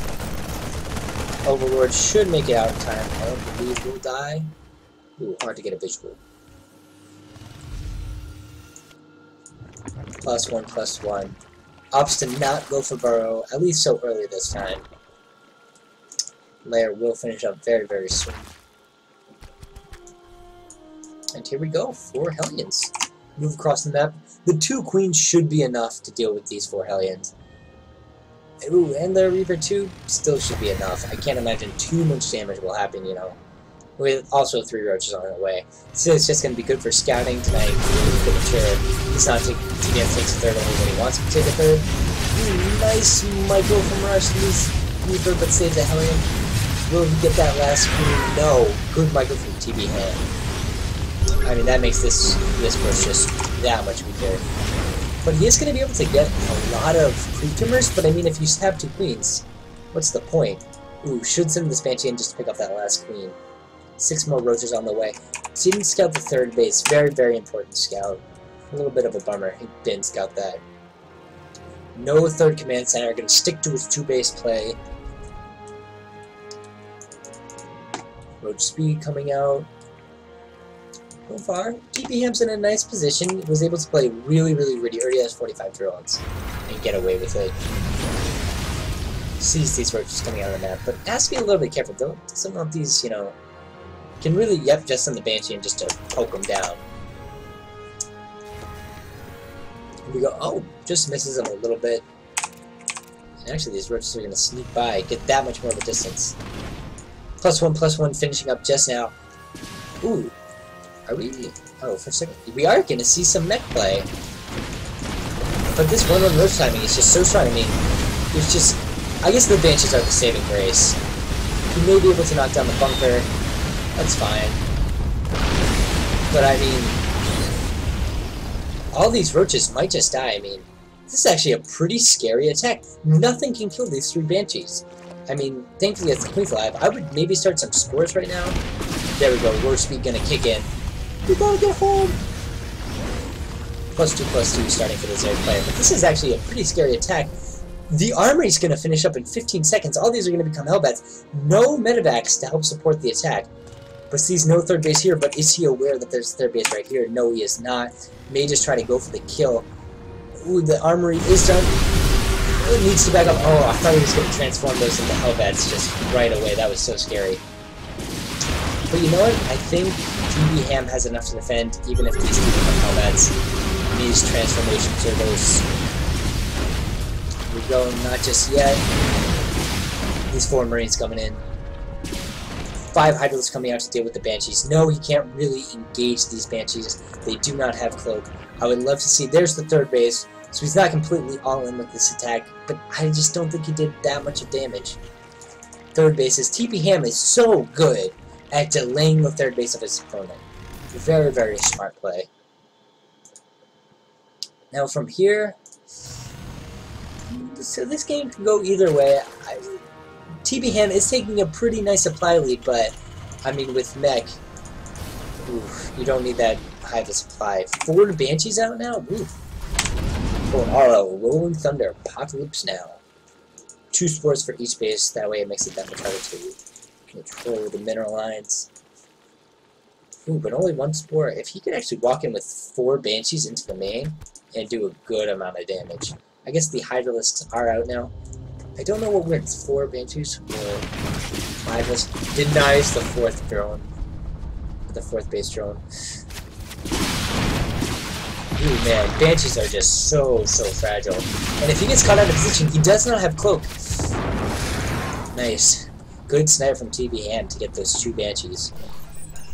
3rd base is successfully completed, but not yet landed, which is going to be a whole other ordeal because this creep has been here. Man, that is rough. Doesn't have anything to shoot up either. It has these 4 Marines. 2 Marines need to go here, 2 Marines need to go here. It's ASAP. Roach Hydra. I don't know.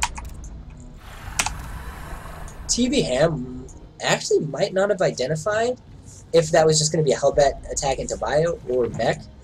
Because I would assume that he would want Vipers very quickly just to deal with Mech. I mean, with the amount of Banshees might be a tell, I'm not sure. But again, this Mech play is actually made very hard to secure a 3rd base because you want your Mech armies to stay together. But as you can see, this 3rd base may just go down once again. These, it's just so slow. Here we go, the Banshees finally see all these, and all the Banshees are going to go down. And I believe the 3rd command center will go down with it. Deja vu. Ooh, TB Ham. Rope wants to make sure he's out of one of these. Good positioning. Wow, good bars and take shot. TB Ham very smart in backing up and engaging the Hellbats after they have become out of tank range.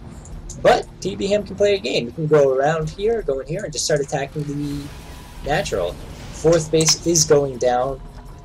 More Hydras being produced. Hive not yet to be seen. Does he have an infestation pit? Whoop, I think it's T. It's T, that's what it is. No infestation pit just yet. Huge engagement that I'm missing. Seems like TB Ham was able to catch off guard. Well, Sigma Missile didn't be able to do too much. But TB Ham's gotta be a little scared. I mean, there's just so many places nowadays that say, oh, Mech is unwinnable, Mech is unwinnable, but I mean, this is such a small army. If TB Ham can just catch him out of position with all these Hydras, these tanks have to siege now. Or just punish the front. Very smart play from TB Ham. Just going to be non-stop aggression. Only 4 Marines. Probably scared of him for their life. It's going to be hard for these tanks to get in position. It's just such a low army count. And here we go. Splitting his Hydras. Going to be able to kill a lot of SCVs here. 2 tanks going to be able to go on the high ground, but I mean, damage has been dealt. 18 SCVs going down, more tanks going down. And you know, TB Ham's being the Terran player. He's just going to do a great push. May lose his sword. Very good tanky unit to take apart. And Rush is just such a vulnerable position right now. Well, oh, what a battle! It's like micro arena. But again, why not just keep rallying units? Keep Rush's army supply low.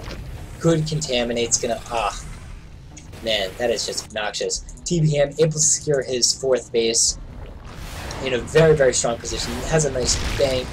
Can build any unit what he wants. Could just go into a massive meter switch. Oof. So far, still no infestation pit. Getting a macro hatch. Feeling very comfortable. Another tank gonna get out of position. Mules being dropped at a base that's being sieged.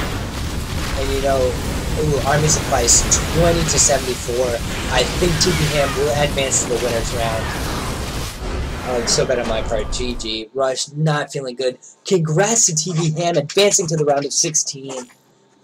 First player from Group A to do so. Well played, well played. TB Ham can sit back, played a nice 5 games. And you know what? Shook Crew and Rush fight it out. Sadly, this does mean for Team UR. Oh, no, it doesn't. I was going to say there could be a team kill, but it all depends if Shook can be cruel.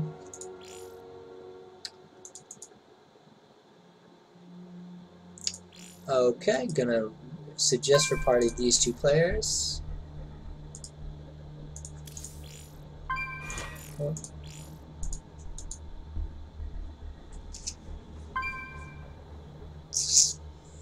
Going to see. Wonder who's going to go first. I don't know if I have corner to be him, but I was just thinking about that. I should probably change scenes, because that's a thing. Control 2. There we go. There we go. Nice and pretty.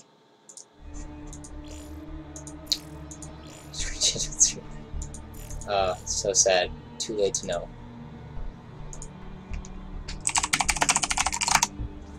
I'm going to flip it anyway. Showcase.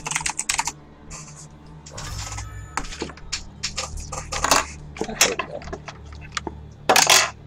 It's Tails. Tails once again.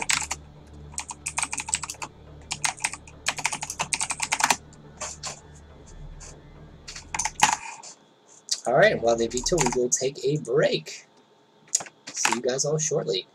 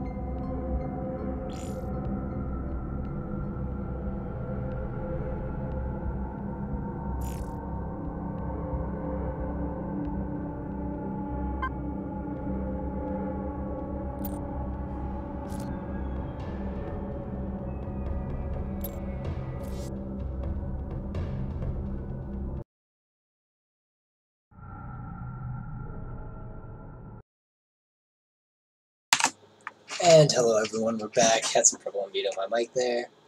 And both players are ready. We have Iron Shook versus GNR's Cruel. Go, go. GL. And let us hop in. Game 1 will be on Iron Fortress, a map that we've seen surprisingly a lot these sets. You know, Shook vetoed, I think it was like Dash and Bridgehead. Both very good maps for a Protoss to veto. But I mean, it's just such a bummer to play on Iron Fortress. I mean, unless you're going for very strong two-base play, it can be rough. But here we go. Shook versus Cruel. Again, it'll be interesting what spawning positions they get.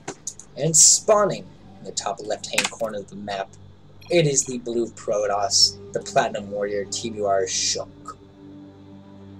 And in the bottom right-hand corner of the map, it is GNR's Teal Zerg from GNR. Whoops. Cruel.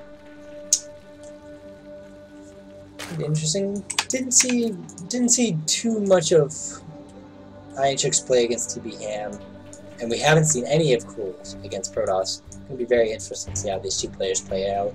Will Cruel try to be aggressive, as he was first rush, or will Iron Shook be the aggressor, like he was versus TB Ham? So if we're going to do an early scout, a good safe opening, just probably going to build another forge, if I know my boy Shooky. I think on this map as a Protoss, you really want to be crosswalks. It just, again, from what I was talking about earlier, the rush distance, it just gives you some breathing room. You're not right on top of your opponent. Sees no creep, backs out of there real quick. So far, gonna go for another fast forge, it seems like. And it'll be interesting to see if he sends both probes out. Nope, just gonna send one. It's gonna be able to punish a 15 hatch if Cruel so chooses, but gonna play it safe. Has been cannon rushed enough times on the ladder to know. Yeah, you'd probably just go pool first, especially on a map like Iron Fortress where you know a Protoss doesn't want to play. Smart choice for Cruel. He's gonna go in. He's gonna see no natural. Is he gonna scout? Yeah, okay, good. There was a chance that he just kind of backed up, but they will kiss. Mwah! Choke will enter the base. See the early spawning pool. Gosh darn it, my cannon rush is not gonna work. Cruel smart. Taking all the necessary precautions. Gonna have that drone follow the probe. Make sure no sneaky shenanigans are gonna happen. And it seems like Shook isn't gonna try anything funny. Just gonna go for a Nexus. Unlike that, kept his options open to be really aggressive or play defensive, or economic, I guess I should say. But now he's gonna lead this drone on a wild goose chase.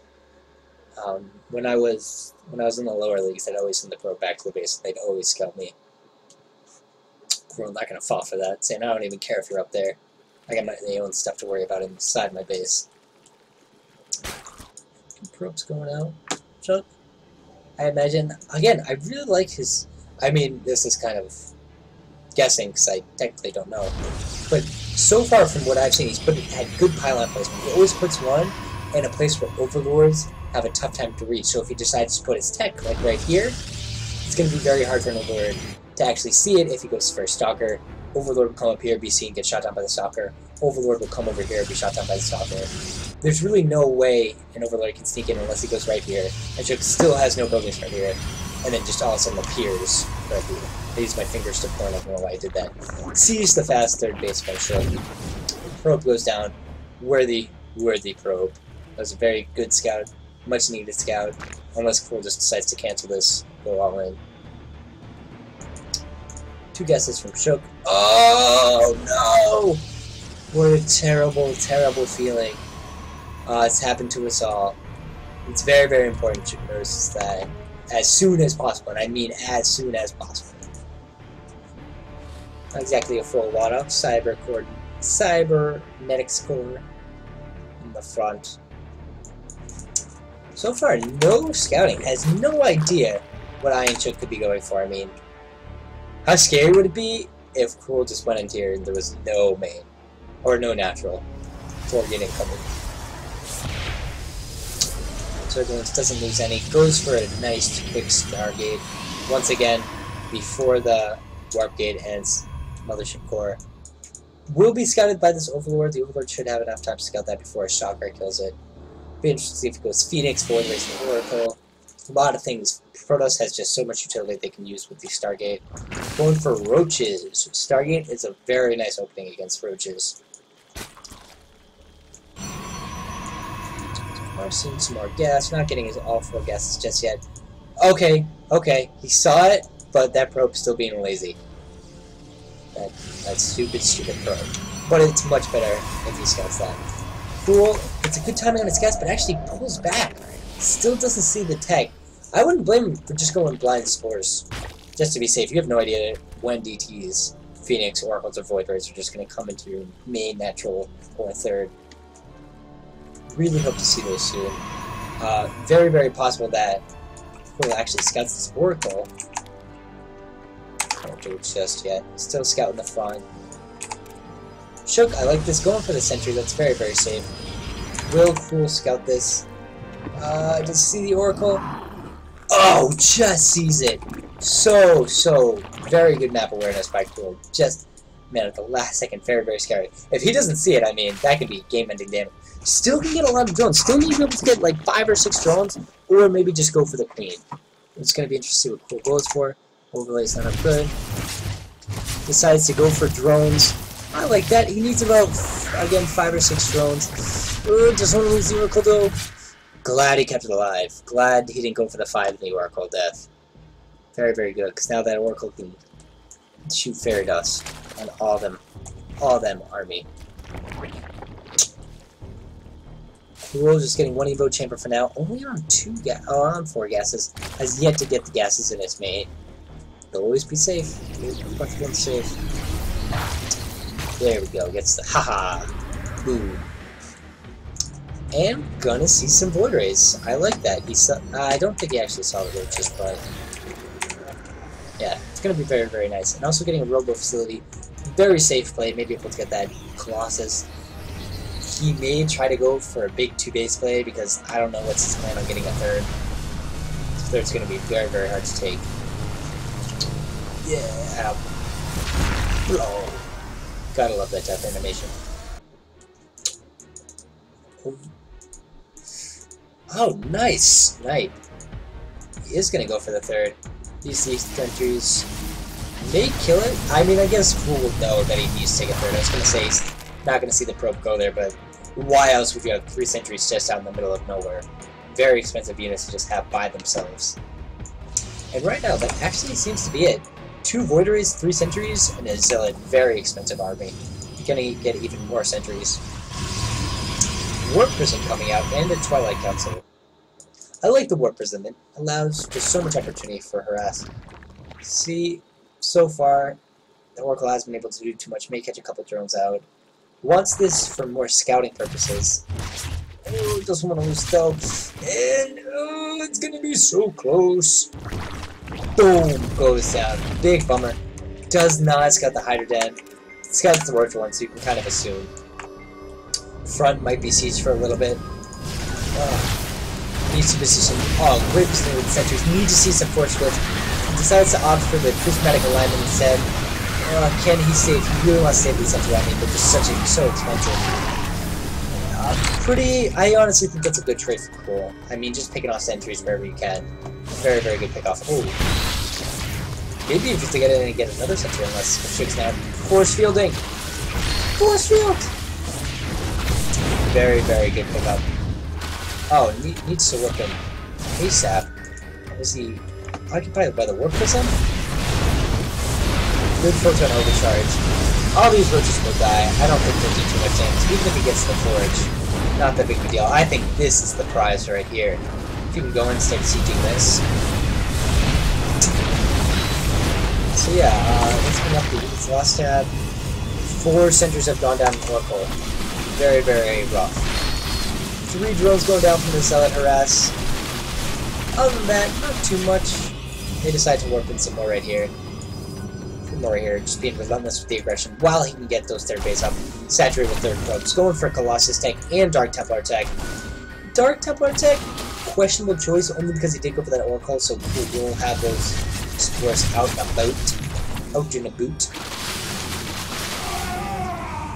I'd like to see some sort of a wall come out. Yep, Probe's still there. I'd like to see some sort of a wall come out. You know, just to more firmly secure it. 16 Hydras coming out. He might be able to get a very, very nice timing before Colossus pop. I mean, the only thing that really kills Hydras is AoE. And possibly Force Fields, Flame Stalkers. And you know what? Actually, a lot of that. Void Rays and Immortals, though, not too good. Might be able to capture a few of these roaches and Force Fields. Nice! Very nice Force Fields coming out of Iron Shook. Gonna try, but once again, we'll have a full-turn overcharge. Oh man, able to bait out these sentries, loses even more sentries. Total of 8 sentries have gone down. But did I say that correctly? 30 roaches! Oh my god, 30 roaches. Now I actually don't know this for a fact, but I'm pretty sure they're 25 gas. That's a good amount of gas right there. I catches a Void Ray out of position. Oh, gotta be a little bit scared. I mean, the army supply is actually insanely low for Iron Shook. 40 to 100. And this is why you need the wall. You can just buy some time. Nice for gateways. And this third could very well go down. Charges down to the Zealots. Maybe even want some DTs. Did he let that try and finish? Yes, he did. Maybe want some DTs to clean this up. Is there any Overseers out of the map? No. Just warp in 3 DTs? Perfect. You know, he could be back in this game. Where do those 3 DTs warp? He opted to go for the counterattack. I mean, a third base for a third base, but it might just be a third base for the game. Really wish that +2 finished. Except Thermalist did finish, but there's no Colossus out, so the upgrade, it won't make any effect. I mean, I think from here, maybe 4 sentries? Oh, if he makes a DT wall. Oh. I mean, Shook just not identifying that there are no Overseers with this army. It's now 1 Overseer, but that's at his base. Actually gets a hatchery. Man, it is blow for blow here. But I think Shook's time is coming to an end. The Dark Shrine will go down. That was kind of the last bastion of hope. Third base, doing fine. Good film. All the tech going down, even the gateways. I mean, that one DTS work cut out for him. GG from Shook. Cruel takes game number 1 on Iron Fortress. Well played, well played. The aggression for Shook just never really panned out that well. Just gotta fix my camera. So hopefully he identifies that, makes a small change. I actually don't know how you make a small change to that. Game 2 will be played on Coda, yet again. Coda and Iron, name of the game today. I believe last game, I don't know what last game we played on. Cactus. We played on Cactus, if it so pleases. If Cool can win this, he can go up against Rush and try to get his revenge against him. Shook needs to win 4 games and is only allowed to lose once if he wants to advance to the round of 16. Move to lobby host, that usually means we're ready. Again, we're ready. Coda, again, nice balance to nab. Could see a nice cannon rush. It's a good mineral line to cannon rush. Or maybe even a 2-gate. Have yet to see Cheese. Only seen very aggressive plays, or even a long drawn out one by TB Ham and Rush. Go, go, both players are ready. GLGL. Let's get this party started. Shook, not too happy with his performance last game. Here we go. Did I do that right? Yeah. Love hotkeys. Protoss for sure. Probably my favorite match. Has always been my favorite matchup. Not always my best. In fact, very, very rarely my best. I think like my overtime overall record is like 46%. But it's always fun. Spawning in the top left-hand corner of the map. It is the GNR up 1-0. It is cool. In the bottom right, needs to pull out a comeback. It is the blue Protoss. I ain't shook. Never shook. Always shaken. Wait, no, that sounded bad. Whoops, he's a cool guy, don't worry, he's pretty chill. There's that pylon. There it is. And we're gonna see a lot of standard games today. Or maybe not standard, but a lot of the same openings player use. I always think it's a better idea to play to your strengths, to play to builds that you really know, than to try to do something cheeky or something you never tried before but you think is good. Always smart to play with what you know. Are we... No way. No way. We seeing a temple? Ooh. This is gonna be, I think, tough to hold. It all depends on how fast Beastlink's head. I mean, so far he saw the gas, but he has yet to see the pool. Okay, we'll see the pool. Please see the pool. Okay, there. He sees the pool. Clicks on it. Knows what's up. Gonna go for the forage early. May just try to skip the Nexus and then just go for a super safe wall right away. I don't know. It's gonna be a tough call. Gateway. Very, very smart from Shook. You know, not gonna take any chances. Excuse me. Gonna try to get that cannon out super early as well. Actually, cutting probes to do so. Love it. Love it. Great. Now all I have to do is put like one more cannon somewhere. The question is this gonna be a Bane bus? Or will it be just Speedlings? Looking like it's just gonna be Speedlings. And you know what? Speedlings don't do that well against walls. They just don't. It's a well fact. You do need more than one cannon. I hope to see more than one cannon. Ooh, don't miss that over. TB Ham has left the game. TB Ham knows how this is gonna end. It's gonna say Cruel has an uphill battle to climb. Unless... Okay, perfect.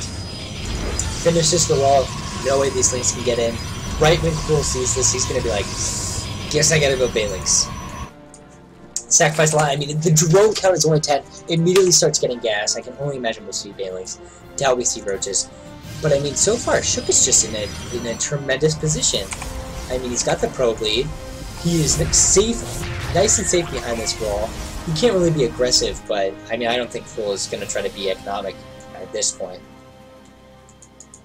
The question is, does he keep building defense, or does he go for the Nexus? And the time will tell. Now that he's out. Alright. This may be a good start. Yep, he's going to opt to go for the Nexus. He knows that he has done enough to defend this. The Balin Nest is going to take some time. Approximately 60 seconds, plus the morphing time. So we save for now. All he needs to do is just get that Nexus down. Hopefully try to get a Mothership Core as soon as possible. I think a Mothership Core is just way more valuable than a Sentry or a Stalker, just because the Mothership Core can, you know, come out of the base a little bit, start targeting down the Banelings very quickly. But he still does need a big wall. I would like to see a gate right here and a gate right here, maybe. So, I mean, this isn't unwinnable for Cruel, but this attack has to go just so well. So far, getting one gate. I want to see that Mothership Core so bad. And it's going for a Robo. I don't think you're out of the woods just yet, Shook. He has no units to defend with it, just the two cannons. And I'm not too sure how the Baneling Splash works, but I mean, it could very well kill both these cannons, then I'll just have one cannon. And then his third units can go into the main. It's all gonna matter. That's a lot of Banelings. Maybe able to target down the Cybernetics Core of the gateway with that. Needs a unit. Needs a Mothership Core. Mothership Core. Chrono! Chrono's your friend! Yes! Alright, and here comes the attack. The Banelings are going to go in head first. Hopefully these cannons can take out a couple before any can hit. So smart. Actually goes for the destructible delete. Has two Banelings up for it. Oh no. He needs to target down these Banelings ASAP. So smart. They're running away. Oh, actually waste them on the Nexus. That's not what you want. You can actually just send these right down. But the sooner Shook can close up this wall, the better. I mean, he is all in. He built a couple more drones, but just needs to start that wall off. He's technically alright if he loses this Nexus. Not the worst thing in the world to happen. He still has the Robo. I don't really know what the Robo will do. But yep, he just has to put these near the cannons. Let's let the Mothership Core do the work. Please do the work, Mothership Core. Please do the work, Mothership Core. Ooh, don't let the Pro fight. Mothership Core, photon overcharge.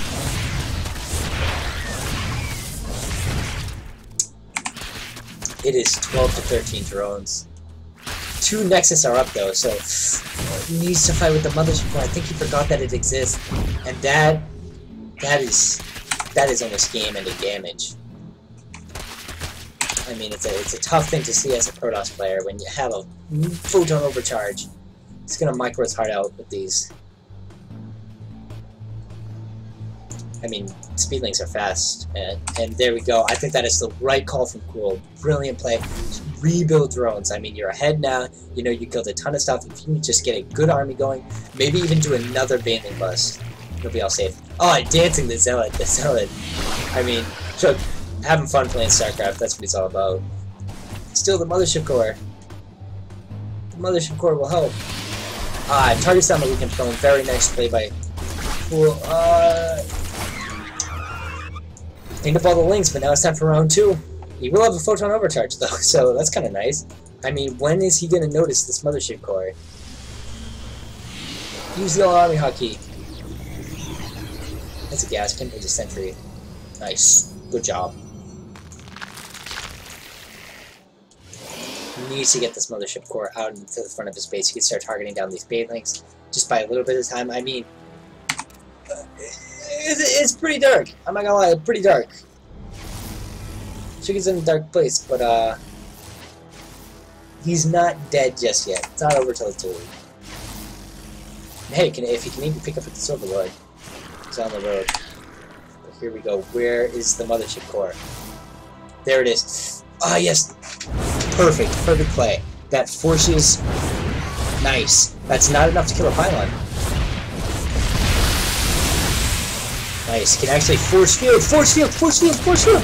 No! Okay. Wait till it's dead. Yep. Just to scare me. Swift knows what pushes my buttons.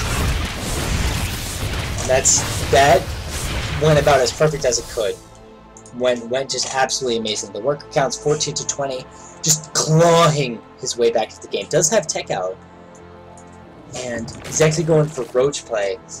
I mean, he's got a robotics facility. He just really needs one immortal. I don't think you can get too many roaches off this economy. And sees more and more links. And must be kind of happy about that because he says, "Oh, you're building links? You're not building that many drones." How many links is this? 1, 2, 3, 4, 5, 6. 6 drones this could have been. 8 drones it could have been. Resealing that wall, very, very smart. Mothership Core's got time for 2 photon overcharges. We got ourselves a game, ladies and gents. That was a very, very great hole from I Ain't Shook. Because he's never shook or shaken. Always plays it cool.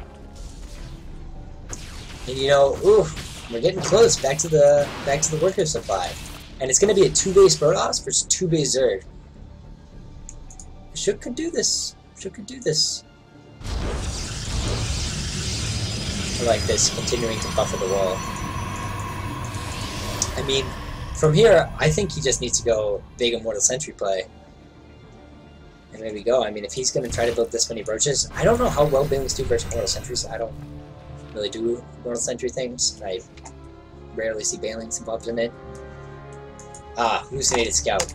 This is going to be great. He's going to see the natural of Cool and be like, dude, you don't have that many drones, man. In fact, Shook just surpassed him in the probe count. Man, who needs photon overcharge? Look at this. Oh, he's gonna see no third. Very, very comfy position. He's even gonna scout the roaches too if he's paying attention. Oh, if he knows the roaches are coming. He's gonna have 2 immortals, sentries. No way this attack works. I mean, I hope not. A lot of Banelings.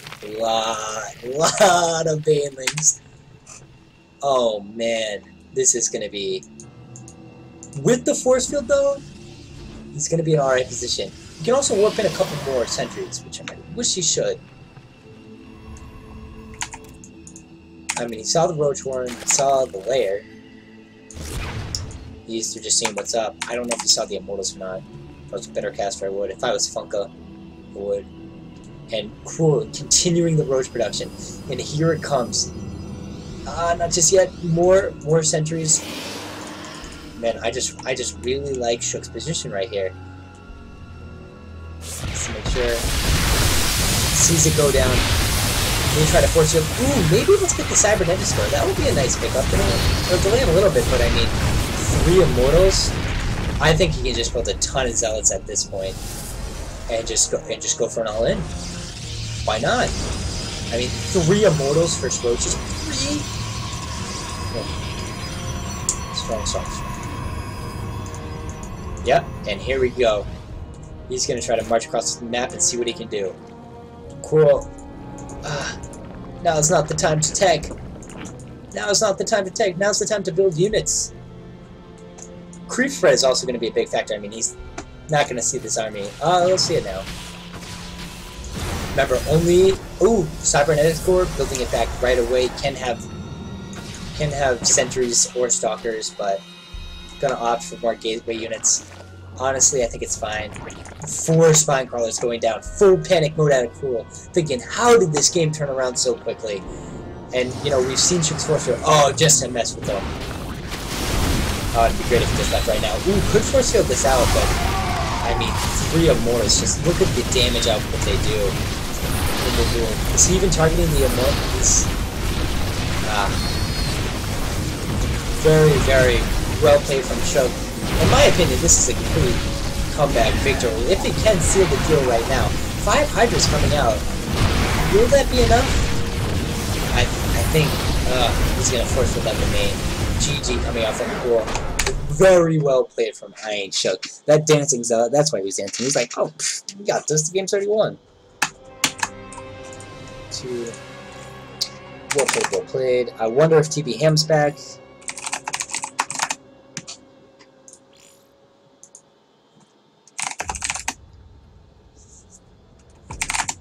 Wow.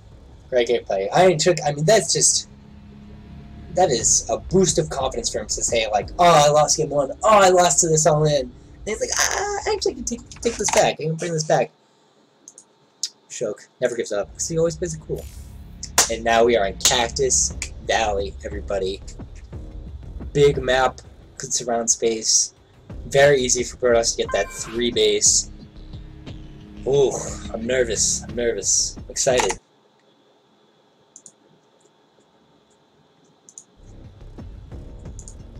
So stick in. You boys are ready. And it's great because Shook's a plat to a game off a diamond. Also a big boost of confidence. TBM is left.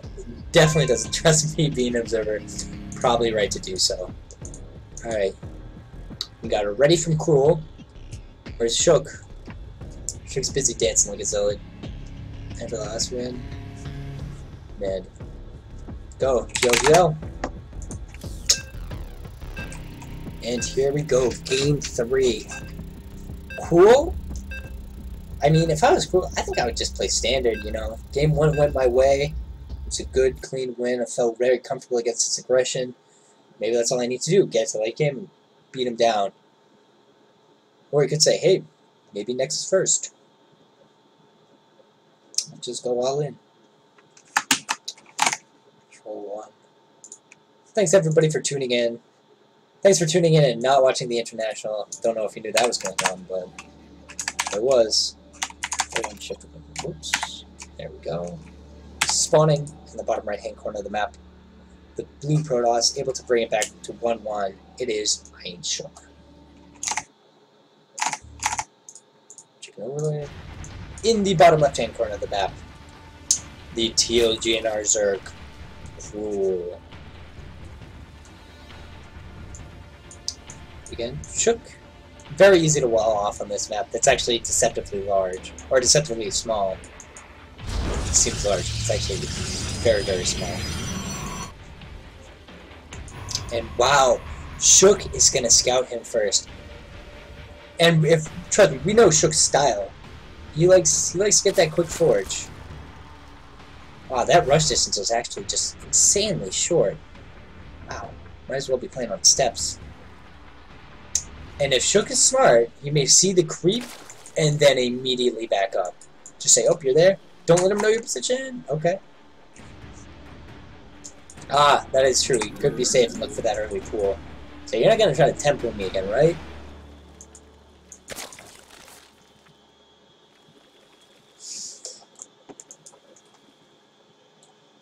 Yes, we do see the early forge, but I mean, Cruel, not going to let that probe go out of sight. Honestly, Shook is sending it north, but I feel like enough players do this that Cruel could be like, oh, so we spot him right, that's cool. Going for the pool first. Again, smart thing to do when you see the probe first, because you go, oh, okay, forge fast expand.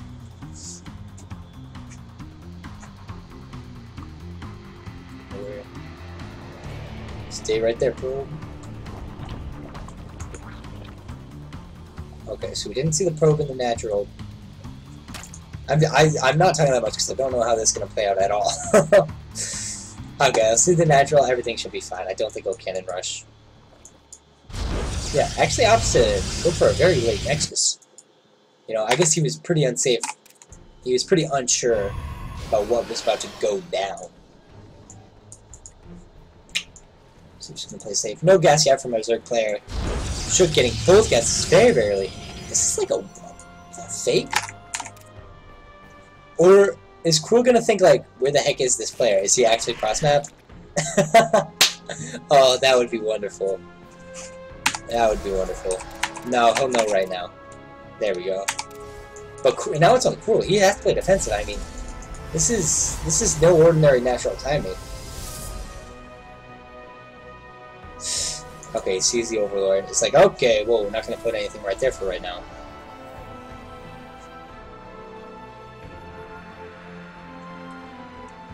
What is going on?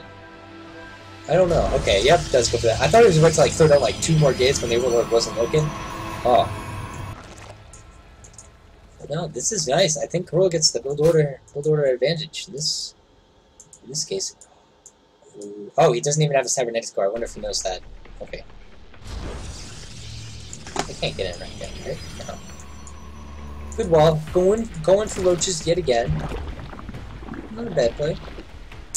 The thing is, you know Shook... Nah, I don't know. I think that's a smart play. Roaches are very safe. Probe still looking at the map menacingly. Just gonna be looking for a third. If he doesn't see a third by like 6 minutes, 6:30, he knows something's up. It's actually a quick layer out of Cruel. 4-6 minute layer. Or we'll start it before. So if he can keep this scouting up, he's in a good spot. Gonna go Robo. Nice safe play, unless this is like 2 base mute or something, but I mean, so far only 2 drones? What's going on, Cruel? What are you doing? Or is he just supply left a little bit? Getting an extra cannon, does not scout the third. Very, very smart. I mean, you know, why not? It's better to be safe than sorry. Already getting 2 roaches. This seems like it's going to be a strong roach play. And honestly, if you can get like an Immortal and a Sentry out, I mean, the choke is just so small. It's so small.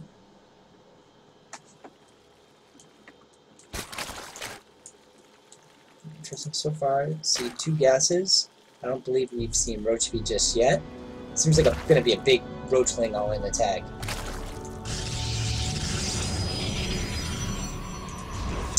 Ooh. You need to start producing out of this Robo. I mean, you know it's about to go down. Gotta be very, very careful. Warp Prism first! Wow, so when... That's actually very nice, because if Shook can hold at the front, and Cruel's entire arm is at the front, it could do some damage. It could do some much-needed damage. Ooh. Ooh. Gonna try to kill that. I mean, Shook, once again, gonna see no third base by 7:40. Oh, so late. 3 cannons at the front. Very, very solid. I believe there are 3 gateways, or just 2. Just 2. Not the biggest attack, but kind of wish he had a little bit more. Oh, and he's actually gonna hold off. Yeah. Sees the roaches. I mean, a lot of drones out of Crow. I mean, for an all-in. Oh, he's going 2 base Muta. Did he spot the Robo? He did. So smart. I mean, these Mutas are going to be borderline impossible to deal with Immortals. Oh, Shook needs to identify this. Does he see it? He clicked on the spire. He knows what he's up against. I mean, I guess from this point, he's going to back off. Try to just maybe get a ton of stalkers. Maybe, hopefully we see Twilight Council or something? Maybe some cannons? 6 Mutas though. I mean, so far, what does he have to defend it? 2 sentries? Doesn't even have +1 on the way. Good. Gonna get a Twilight Council. Maybe try to get Blink or maybe some Templar attack. Kills the probe. Ruthless. So mad about seeing those Mutas. Oh my god. Don't want to be a probe in Shook's army. And here we go. Operation Muta has engaged.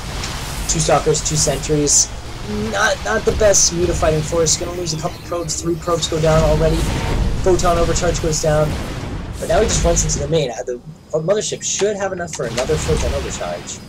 But the question is, where is the mothership? All the way over there. It does not have enough for another one. Needs to get a cannon in here or something. Needs to put a probe in there too. 5 probes going down. Pretty good defense from Shook, if I do say so myself. Getting a Temple Archives, trying to get Archons immediately. Maybe try to do a big Archon push. Very, very smart. Ooh, don't want to lose your Mutas, Crow. Those are very, very important. I mean, these Mutas are invaluable, especially when it's only on 2 base.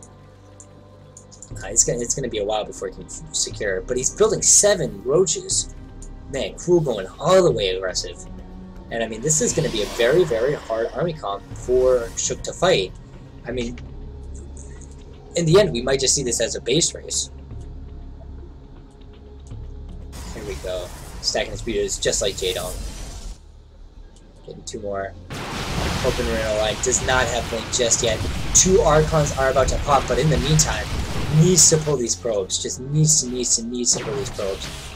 The Archons were lifted up. Ugh, doesn't want to fight, but honestly, I think he could take it. Loses a Muta, but I think that's alright. I mean, that Muta count is big. Photon overcharge there. I think now's the time to go. You got 2 Archons, you got an Immortal. Losing a lot of Mutas, and he's not killing the sentries, only killing the stalkers. Ooh, big attack over here. Big attack. But I think the roaches will be able to clean it up. I mean, so far, and the Mutas are just doing tons and tons of damage. This, massive damage on the pro front. And loses the Archons. Oh, those are so expensive. Units lost tab, greatly favoring Cool. But again, so far, playing it smart. Blink is almost complete, +1 is almost complete. If you can just hold on. We've seen Shook come back, but this is going to be rough. 21 drones in the making. He feels so comfortable. Guardian Shell pops very, very nice. On very little gas, because he's just forced to make all these stalkers. And you really want Archons to defend against Mutas. Although the Muta count is only 8. He's actually lost a lot of Mutas. So again, things aren't too bad. How many Mutas has it lost? 13 Mutas overall. Man, and the Immortal's still alive. I mean, that's going to do very, very well against that amount of roaches. And he did kill a lot of Lynx, too. Killed 25 Lynx. You know, it's not over till it's over. Blink is available now. We know Karos and Blink, you know, they're capable of doing anything. Don't know if you want to... I mean, he's going to need great force fields against these roaches. Those are 0/0 roaches versus +1 Protoss army. Oh, don't blink! Blinks right into the roaches. Needs good force fields. Immediately targets down the Immortal. Very, very smart. But I mean, wow. Needs to blink back. This is straight up micro arena right now. Man, that Immortal was... He's gonna do great things. He's gonna go to States. Gonna need to see good blink micro. A lot of these roaches are poor in health. Ooh, don't blink forward. It has to be very, very patient with these blinks. Or it's okay to blink back now. I would much rather see him fight with the cannons. And you know, this siege is gonna last. This siege can last a long time, because Cruel's in a great position. I mean, he's on 3 base, a very low pro count, just starting his pro count back now. It's just such a bank. I think Cruel is just in a very dominant position. I say just get those double Evo chambers, you know, get some upgrades going, get this party started. Can harass yet again with the Muta's unprotected mineral line, and it's actually a pretty bare mineral line at that too. I mean, 12 guys on gas. Ugh. You know, I think at this point, Crew can actually have the Mutas go into the main and have his army attack the front. It'd be fine. I mean, he needs to use the photon overcharge somewhere. 11 Mutas out on the field. And now, here we go. More and more drones. Did some drone damage over here. 2 drones did fall. 7 drones killed. About to be 8. Woo! About to be 9. Oh man, our toes is piling up. I guess it's only getting the robotics facility is kind of moot at this point. Has to pull back though. Oh, if he gets the cybernetic score, I mean he's just gonna have to hold the Archon Steward. Ooh, I don't think he wants to start down. I don't think this is worth it. Oh, and he doesn't even get it. Well, there's one more ship's gonna come back in this game. That was it right there. But I mean, quadrupling the supply, 44 supply to 169. It's a tough sight to see. It's a tough sight to see. Just gotta be careful though. Ooh. Yeah, I'll try and catch one of this off. Really probably wants that cybernetic core. I should chrono it. Get those shields up a little bit faster. Does not want to lose it. Still no option to get high Templar. Okay. Fair deal. It's now 4 base to 2. To really 1. To really a full mineral iron and a gas. Or 2 gases in them. Not quite filled.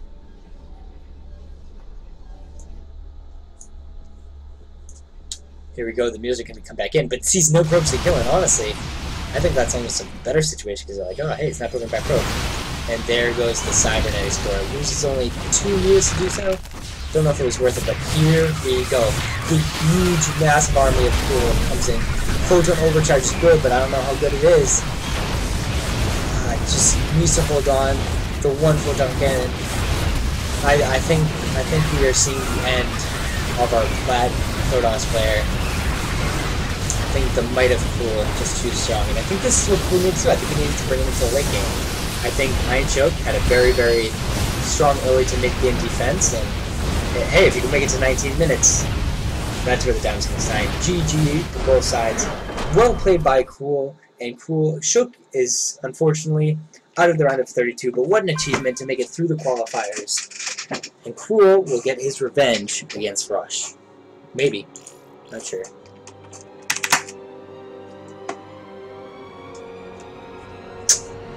Alright, let's get that overlay back to 1. Or is it 2? It's 2. Okay, good. And, ooh, camera got messed up. Just gonna fix that real quick. Alright, Rush is vetoing first. And you know what? Well, I fixed my camera. Oh, that's actually good. Let's take a break. Let's take a break. Last set of the day. Don't miss out. And here we go. Break time.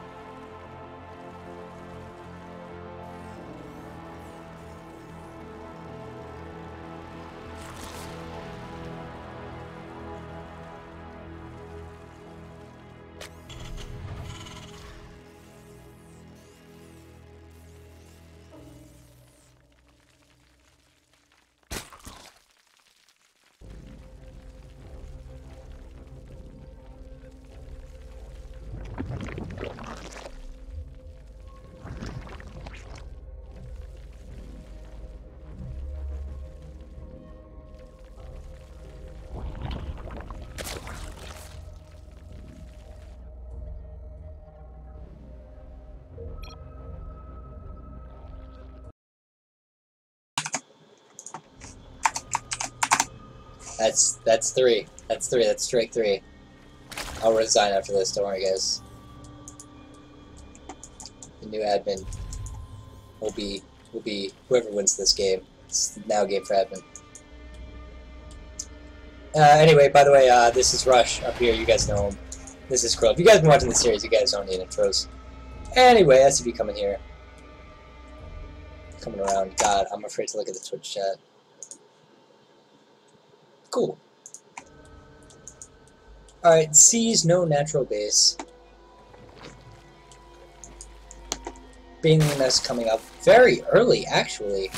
And you know what? He actually didn't go for the Reaper. Which is kind of a bummer. This is like kind of the one game you might want to go for the Reaper. Just to scout this. What the heck?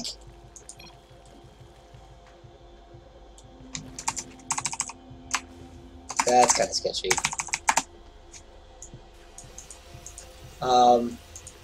Just gonna ignore that for now. Factory going up for Rush. Talk about that later. Talk about it later. Hopefully. Nah, Crow's a good guy. He's actually very nice. I played a free-for-all with him one time. He's cool. Start going up. Really like these positions for Rush. Just, you know, very, very hard to scout. Although if an Overlord was over here, I guess you could just kind of waltz in. And some Banelings. 5 Banelings, the magic number. Cool, loves these aggressive openings. And it might work because Rush has got no clue. Rush has no idea. Hasn't spent the scan. I mean, just this many Marines, no bunker. These supply depots will go down immediately. Link speed finishing up, even getting more Banelings. It's gonna be a good attack. I mean, what are the chances this Banshee finishes? I think if it finishes, then Rush is in a great position, but until then, making sure there's no mines, just seeing, oh my god, I only see Marines and nothing else. Needs to split those Marines like it's never split before. Yep, just gonna run. This Baneling can get huge splash damage on those SCPs, make each one just so weak. But you know what? Will he hold? Ooh, drops a mule right on top of those guys. The mule's gonna instantly go down. And the Banshee has arrived. Worker count is 12 to 9. Honestly, I think that's in favor of the Terran player because he does have an overload command. Will he be able to get the tech lab? The tech lab definitely be able to get the tech lab, but not in time for the other Banshee to be started. He will have 2 Banshees to ward off anything. I mean, he kind of just, he's gonna have to play Ring Around the Rosies with these SCPs for a little bit, but I mean, again, he's not rebuilding Dredge or anything. He needs to somehow reseal this wall. Oh, so smart, hiding 2 Banelings. If Rush doesn't notice that, he'd get a massive amount of Baneling hits. Ooh, does he notice? Does he recognize? Does he recognize? No. Oh, his SCVs were... Oh! Cool, once again. He's been known to do that. Known to do that a lot. 18 drones to 10 SCVs, but I mean, one of these drones has to become a Banshee. Not a Banshee, a Spore Crawler.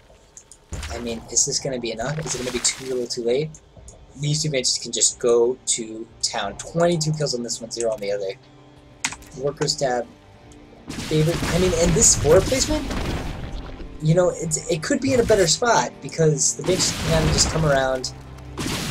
Look at that, just one-shotting the drones. This could just be game-ending damage. Once again, the hyper-aggressive plays from Tool just not paying off the way he wants. It's now equal in worker count. If he loses the Banshee, that's actually a great pickup for our Zerg player. So far, was able to even up the worker count and actually make that in his favor. Dude, I really wish he would pull back this weekend Banshee, but oh man, I am lagging out bad. but I'm not willing to pause it. I will honestly leave before I try to mess up this game. It would not be unreasonable to assume that this could just turn into a regular game at this point. I don't know though, 13 army supply? Where is your army, man? 13 army supply? I mean, ooh, lost a Banshee. I'm sorry, I missed that right when I look away. Oh, I lost the hero one too, like commander. So far, and you know what? Rush isn't phased by this, going into his normal Hellions. You know, could even put the starport right here. Very smart to use the factory to make a complete wall up just in case any more links come by. Medevac coming out with nothing in it. Good fake, good fake. Very good fake. Crew's gonna have no idea. Thinks better of it. Kind of agree with that. But, no extra queen, no extra units, has just been trying to pump out drones to make up for the ones he lost. I mean, he knows the power of mules. So, oh man, this Overlord comes in right on time to scout this drop. Just gonna see exactly what the army comp is made up of. Honestly, this is pretty scary. This is a pretty scary army. He's gonna need to have a lot of links. I mean, one Widow Mine, who knows what that's gonna get. But the thing is, Rush has to go now. He's gonna attack with 3 Hellions and a Widow Mine. Love it. I wish the Banshee may go in. Maybe do a little bit of damage over here. Ling's out of position. Sorry I have the hiccups. In fact, we're gonna watch this real quick while I try to get rid of these.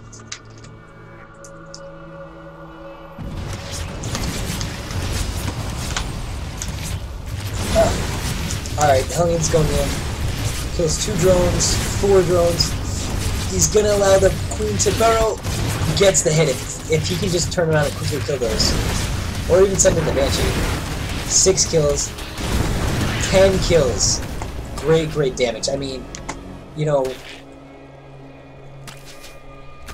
it's, how do I say this? I mean, that was a big drop. That was a big deal drop. And it didn't do that much damage, but considering the amount of drones that Quill had already lost, it's good damage. 19 workers to 22. Second base just coming out of Quill for now. I mean, what is the amount of Zerglings going to do? I mean, I guess make them Banelings, but is there any more Widow Mines? There's a Banshee out there. All he needs to do is send this Banshee out. It's kind of like the Mothership Core in the Iron Ship games. Just send it out, have it pick off a couple Banelings before they even attack, and Quill just has to go home. Does have 2 bases to the Terran's 1 though, so it seems like we're going to see this even out a little bit. Cool. What a beginning. What a beginning.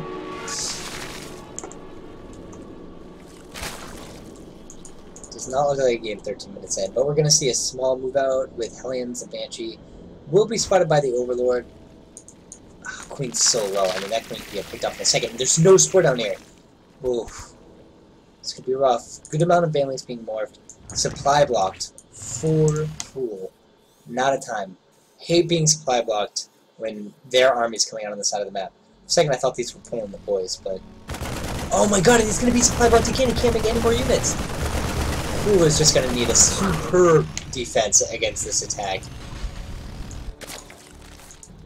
Getting 2 spines says, hey, I can't build units, but I can build buildings. Let's do it.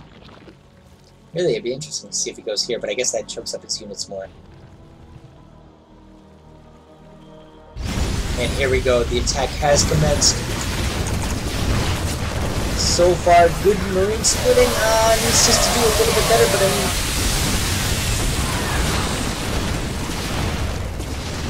You know what? Good hold. Good hold. Needs to send this Queen down to take care of that Banshee. Good hold by Quill. Superb hold by Quill. Didn't lose any drones. It's gonna lose this Banshee. Goodbye. Doesn't even get this Fine Crawler. Superb hold. Getting a 3rd base though. I think he thinks that that attack did more damage than he thought. I mean, this counterattack would be pretty brutal, maybe? Still no tech left. Stim's just about to finish, so never mind. He's actually pretty safe taking this 3rd. Great, great job taking that 3rd. Learned from his last game, said, hey, I didn't get my 3rd quick enough. Let's get it super early. He attacked. It was that whole thing of his defense was his offense. Very, very well played by Rush. Cool, just now getting his 3rd base up. I mean, that's going to be 3 CCs. Oh, 3 orbs.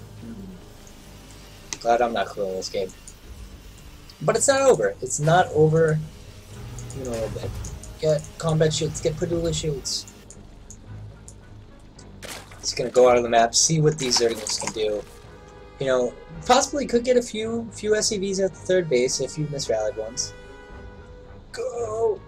And you know, he may not be able to do a lot of damage, but he needs to do small amounts of damage! Oh, man.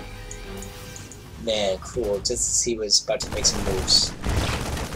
Doesn't even get these Widow Mines. Oh my gosh! And now all these Marines come out because the pathing, because of the supply depots. And this Widow Mine's back up. 12 army supply to 41. 28 workers though to 48. It is 3 orbitals though. I bet, yeah. Mules are good. Third base finishing up for cool. Mutas will come out soon. I mean, if there's any way to get ahead. Oh, another Overlord goes out. How many Overlords is that? 4 Overlords. Alright, they both know this attack's en route. Combat shields, about 50 seconds. Being completed. No more Hellions. All Hellions have been vanquished. 2 Widow Mines could just do loads and loads of damage, though. Good bait, that's what he wanted. Oh no, oh, these Banelings, they're gonna try to engage off creep. Run! These Marines are so stim that these Banelings can take them out in one hit. Again, superb defense from Cruel. Even took that engagement off creep. Getting centrifugal hooks. Says, hey, that was my mistake against Russia, and get that. And here we go, and this is, now it's Russia's turn to have good defense. Ooh. Wasting all those Banelings on the bunker. I don't know if it was worth it. All these 3 units are going to go down. Third base once again. I mean, this is just such a back and forth game. Don't know what's going to happen. He needs to spend this energy. I mean, oh my god, 6 mules can be called down right now. Just imagine what that will do to the economy of Rush. Drops. Love drops. I mean, every time Cruel tries to get some good Overlord spread, Rush just kills it, so drops are the way to go. Oh, that one Widow Mine. 17 kills. It's been doing a good amount of damage. I mean, Cruel has just been behind, but he's clawing his way back into this game. And now here comes the mutas, the magic mutas. 10 mutas en route. No missile turrets. This could be a great attack. Oh, and picks up a full medevac. Just, this is exactly what needs to happen. He's gonna pick up 2 in a row. Oh man. This is just great play from Cruel. Russia's just trying to, Russia's like, come on, I thought I killed you. Missile turrets start too late. Gonna get taken down. He needs to have all his Marines fall back into his main. Huge damage to the main barrel line. 10 SCVs, 12 SCVs. Can I get a C of 15? 15. Okay, no, just 14. Has mercy. That's good. And honestly, from here, he can start just sniping add-ons. These Marines take the long way around. Snipes that. Cruel is back in this game, everybody. And he might even have a lead. Yeah, 66 to 30. Cruel finds himself in a lead. Great play. Rush, man. I feel for you. You probably thought, hey, this game's going great for me, but it's not. 22 minutes in. Neither player is maxed out. Oh, boy. Non-stop aggression. I can watch this all day. If only I knew how to unmute mics. We're gonna go in here. Needs to repair that missile turret ASAP. Gets a muta for his troubles. Big army pushing out across the map. 8 Banelings, soon to be 20. I mean, I've seen Cruel defend with a lot less, so this should be fine. But he could try to snipe the 4th. He does have more mines this time, and Cruel hasn't had the best luck with mines. Oh my god. Huge mine hits. Just absolutely wonderful mine hits. And now there are no more Baneling left. He has to pull the mutas back. Not one Baneling out on the field. Those were great mine hits. He's gonna go maybe try to get, but the Mutas aren't Mutas. Come on, up to reserve those. 2 more Widow Mines go down. Ah, they just do so much damage. All the orange. And Cruel, right as he finds a way back into this game, he gets pushed right back down. Cruel should just only play from behind. Snap a couple Banelings. I mean, this isn't over just yet. Some good transfers on that Spinecrawler. Nice. Good Baneling hit. Good Baneling hit. No, not that many Marines. The parade push is gonna hurt him though. The Spinecrawler holding on to his last limbs. You know, from here, I'm a Spy 49 to 13. I mean, it's cool, so really, anything can happen. These drones can probably defend it. It's fine. Stimming a little bit much, only 1 medevac, and it's out of energy. I mean, just come on. If he had 2 Banelings right now, great spot. He's on 4 bases. And you know what? I think this is it. I think Cruel played an exceptional game, but Rush just too much power. Too much power. Look at all those Marines coming down. He's just fine. GG from Cruel. Cruel cannot be upset about that game. That was a fantastic game played by Cruel. Rush just was able to play a little bit better. Good game.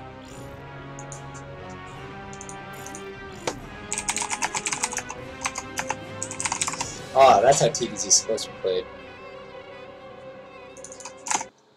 And overlay. Next map is Moonlight Madness. Seen it once before. I believe it was TP Ham for Shook. It's a good play. Now we're going to see it with a TVZ. I would really like Rush to showcase his mech play. But I mean, his Biomai is really, really good too.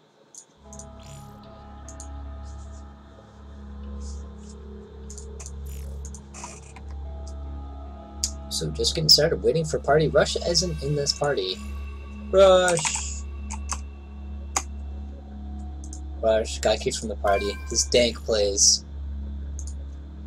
Dank plays got him kicked out of the party. 2 Dank, 9 me. I mean, wow, look at that. The army value of Cruel is much, much bigger, but just those mine hits took out so many Banelings. And I don't think Cruel was able to get upgrades in that amount of time. Yeah, very, very well played from both sides. From both sides. Did I just decline that? Ooh. Okay, I didn't. Cool.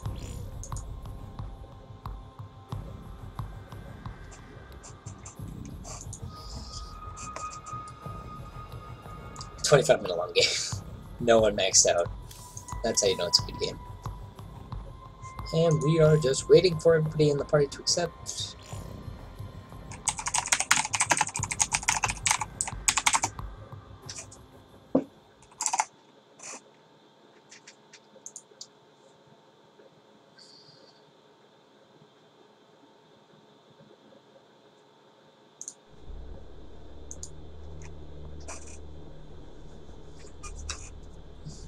So anyway, Moonlight Madness. It's a fun map. I don't know how good is it with mech. I mean, with all the destructible rocks, there's just so many opportunities for, you know, lifelings, which are just the links that kind of always manage to make it into your base.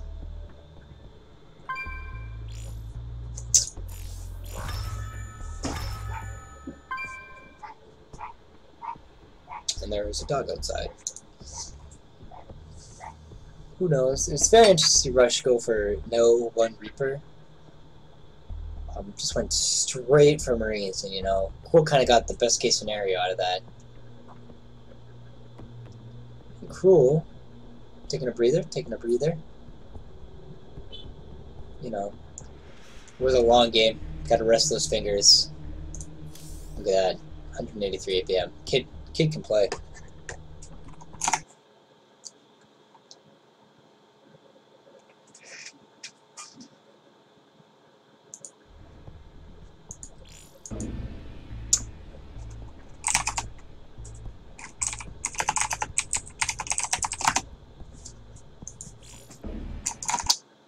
Yep, just waiting on Cool. Seems like he stepped out for a moment.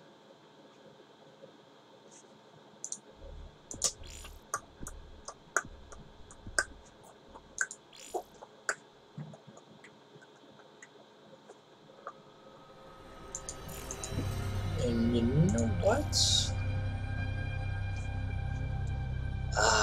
I wish I had more to say about Moonlight Madness, but you know, TPZ, just not my forte.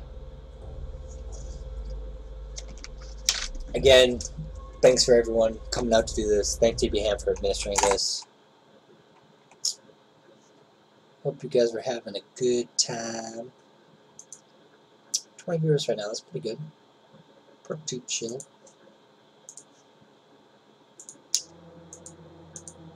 I believe he has 10 minutes. 10 minutes to do this.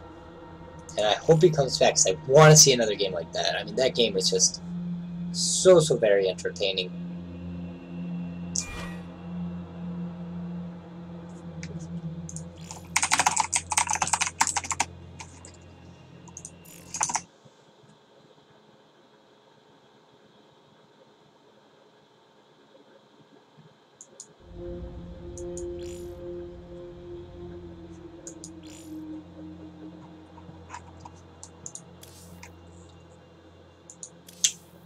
So I think I mean, I don't know what Crew could have really done better. I mean, besides like going full Korean and just, you know, individually microing each lane. But I think it was just very well played. I mean, look, resource workers active, who was much higher, but 3 orbitals. Very smart. Oh, and he's back, sweet. Very smart for Rush to get those fast 3 CCs. Really kept him in the game, especially when those meters just ransacked his main. So yes, we got a game 2. Got a little nervous there, got a little nervous. Parents. Parents for Ming Esports. But now we are ready.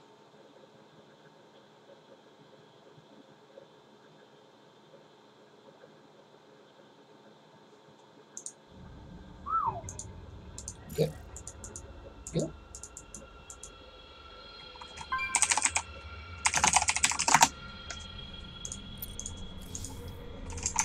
Alright, I'm muted. All my op settings work well. I need to remember to stay in the middle of the camera. I'm really bad at doing that. I'm sorry, guys. GLHF, go. GLGL. Let's do it!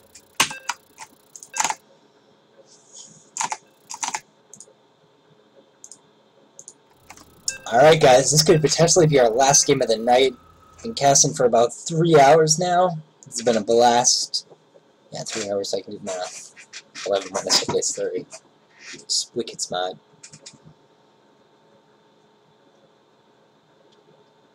Alright, let me see, hop in.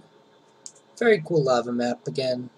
I believe it's like 5 destructible rocks altogether, which is absolutely ridiculous. Spawning in the bottom left-hand corner of the map, not you. Whoops. Spawning in the bottom left-hand corner of the map. It is the Teal Zerg player. Cool. And at the top right from Team UR, it is the Red Terran player, Rush. But of course, again, you guys should know. I'm just gonna fix the scores. Nope, he doesn't have 9, he has 0. Last match, guys. Sad. It's been a blast solo casting. Now I know how Koali felt yesterday. But the skips have been very excited. Yes, Splatty Bows. SUVs and Splatty Bows, probes and pylons. Now is Kroll gonna think of to do a big aggressive strat yet again? I mean, that seems to be his name of the game. Loves doing it. Pretty good at it too. I mean, those attacks were all great. Just so lucky for Rush to go for that very fast Banshee. Kinda in the blind. You know, very useful for him. And very smart for Cruel to get rid of Cloak.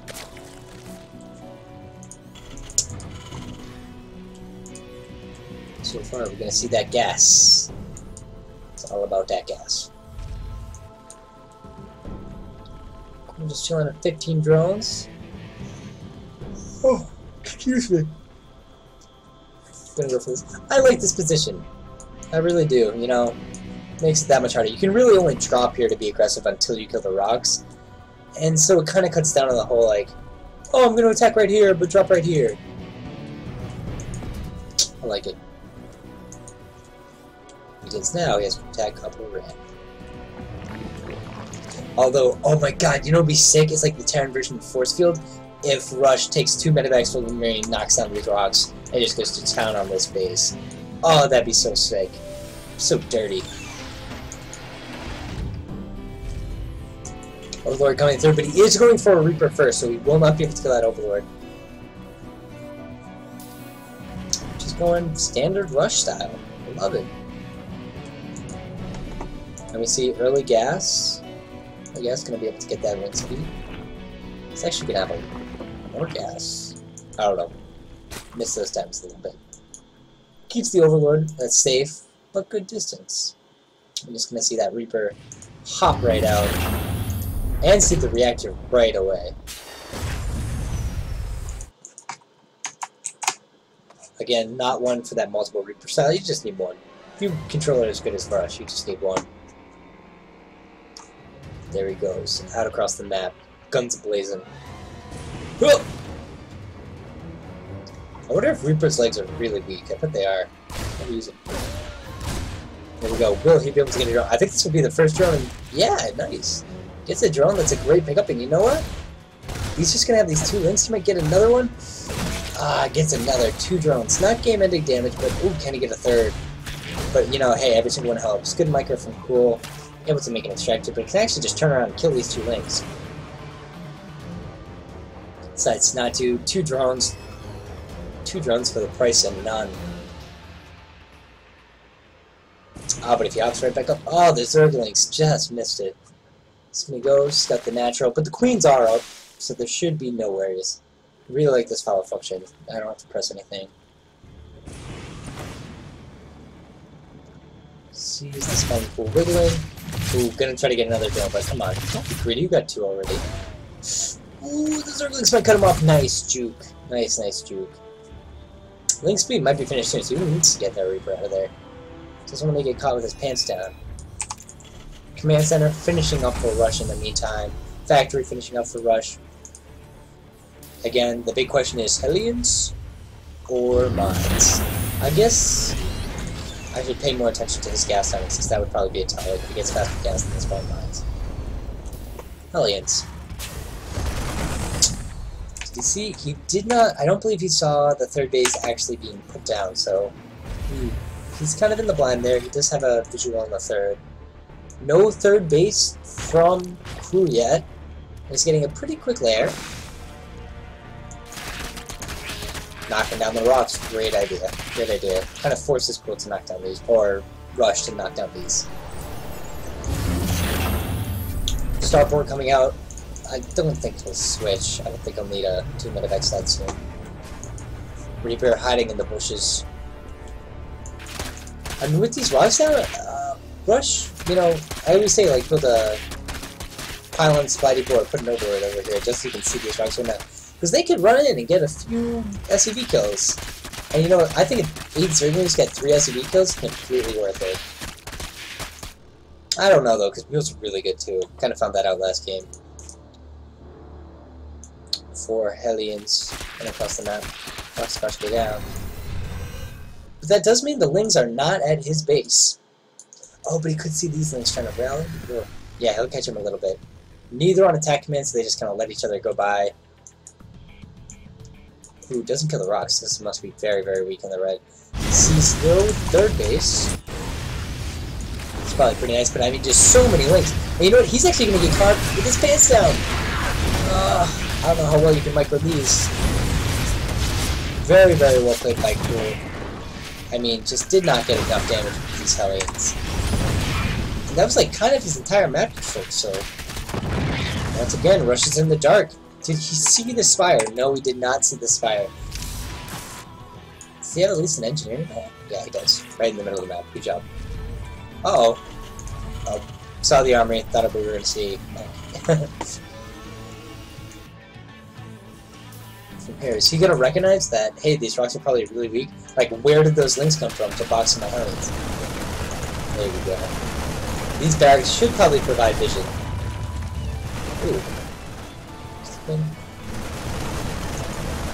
Oh, it'd be great if this looks right now and just knock the rocks down and tell me. Pretty cool animation.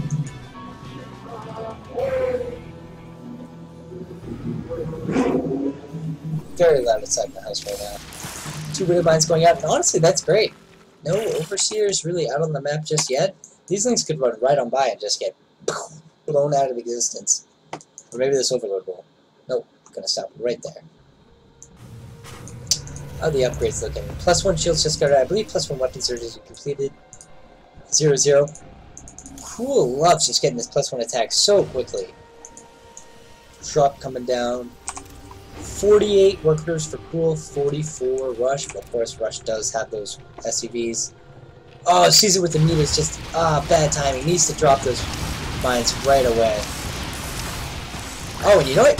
Please don't lose every single muta. Cool, cool. Okay, doesn't lose every single one. And there's the chase the load. And the Archist load. Cool medevac. But honestly, 3 meters for a medevac and 0 mines, totally worth it. Now he's got 6 mines to attack us with, so that's actually a pretty formidable force at the front. Do we have Banelings out? Yes. Do we have Centrifugal Hooks out? G. No. Just +1 attack. About to be +1 for Zerg Flyer. And here we go. Getting the 3rd base. I like how early he's getting that. Good job. Oh! Don't listen to Command Center though. Good cancel. Good cancel. That would have been devastating to 400 minutes right when it goes down. Good timing from Cool. Loses a muta. Don't lose another one. Oh man, that micro. How much health does that muta have? Probably have like 5. And now they have +1 attack, so they can do some serious damage. 46 to 35 SCBs. Centrifugal hooks just get started. Still no Evo chambers. 2 Evo chambers started +1/+1. Both players are in a pretty good position. A lot of little mines. That's kind of scary. And, you know, Rush can't forget to start his 3rd base. We do not want to see like, oh, might delay Stim. I can't believe I completely forgot about Stim. Oh man, wow, what a pickup for Cruel. That is just devastating. And this is going to be a big attack at the front, especially without Stim. 1 Overseer on the map needs to get his butt over there, so all his Lings and Banelings don't just run into a wall of death. Muta's doing some good work. About to saturate his 3rd base over here. Not too much going on in the 3rd base. All the action's over at the Terran. Terran's kind of turtling up. Starts his 3rd command center yet again. Right over here. I mean, Mutas can just come in here and just kind of sideswipe him. Oh man, look how slow they attack. Oh man, I can fall asleep in between shots. Ooh. Alright. Let's have some bailing shots. Oh, loses 2 medevacs. Rush. You know, who can take control of the game? He knows how to take control. Alright, we're seeing some good splits from all the Marines. Big force. If he had Stim, he could run away, but big banner hits. Even bigger mine hits though, but will there be enough mutas here to clean up all these Marines? No way. Man, wow, blow for blow armies right there. Just, ugh.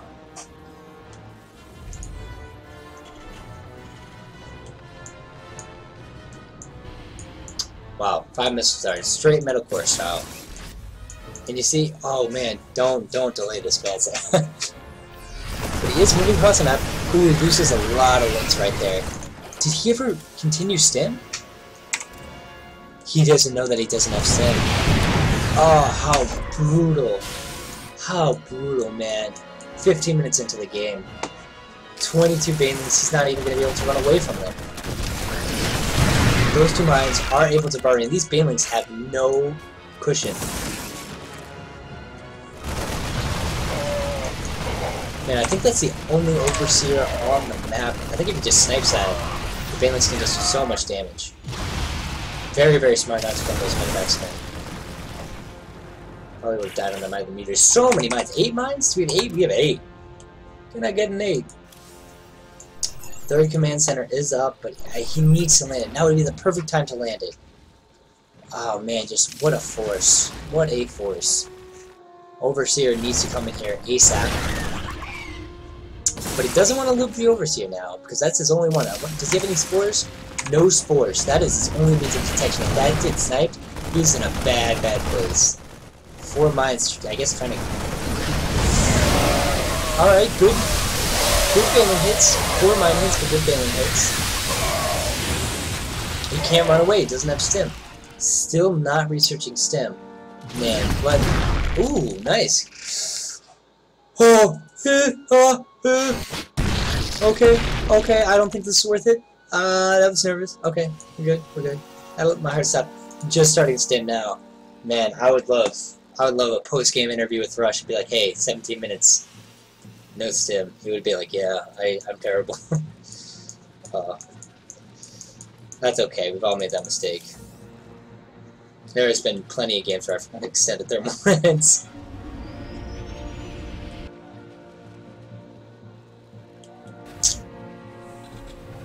Alright. Cool, trying to do a big counterattack, but no third base to be found. You might just try a big bailing bust, but, you know, I think, you know, Rush, someone who hasn't had stim, is playing this just phenomenally. Like, any other Terran probably would have lost to this point, but nah, not Rush. S-Serve really needs to land that third base. His +3 armor is about to, his +3 attack and +2 armor is about to finish. Oh, it needs to run back, but doesn't have stim. Alright, so far, not that good of a mine hits, and, you know, Cool may be able to just run away with the game at this point. Braces the bunker, playing very, very smart. No more mutas left on the field. Man, Rush finds a way. And it's now free just to take out these Overseer as he chooses. +3, +2 has finished. Rush isn't out just yet, but now he's just now he's trying to secure a third base. And this amount of Vikings is also a healthy amount of Vikings. I mean, he can kill a lot. Ooh, especially just move commanding. Mutas. Alright, he was breaking the first wall. Can he break the second? Most likely. So many Marines still don't have stim.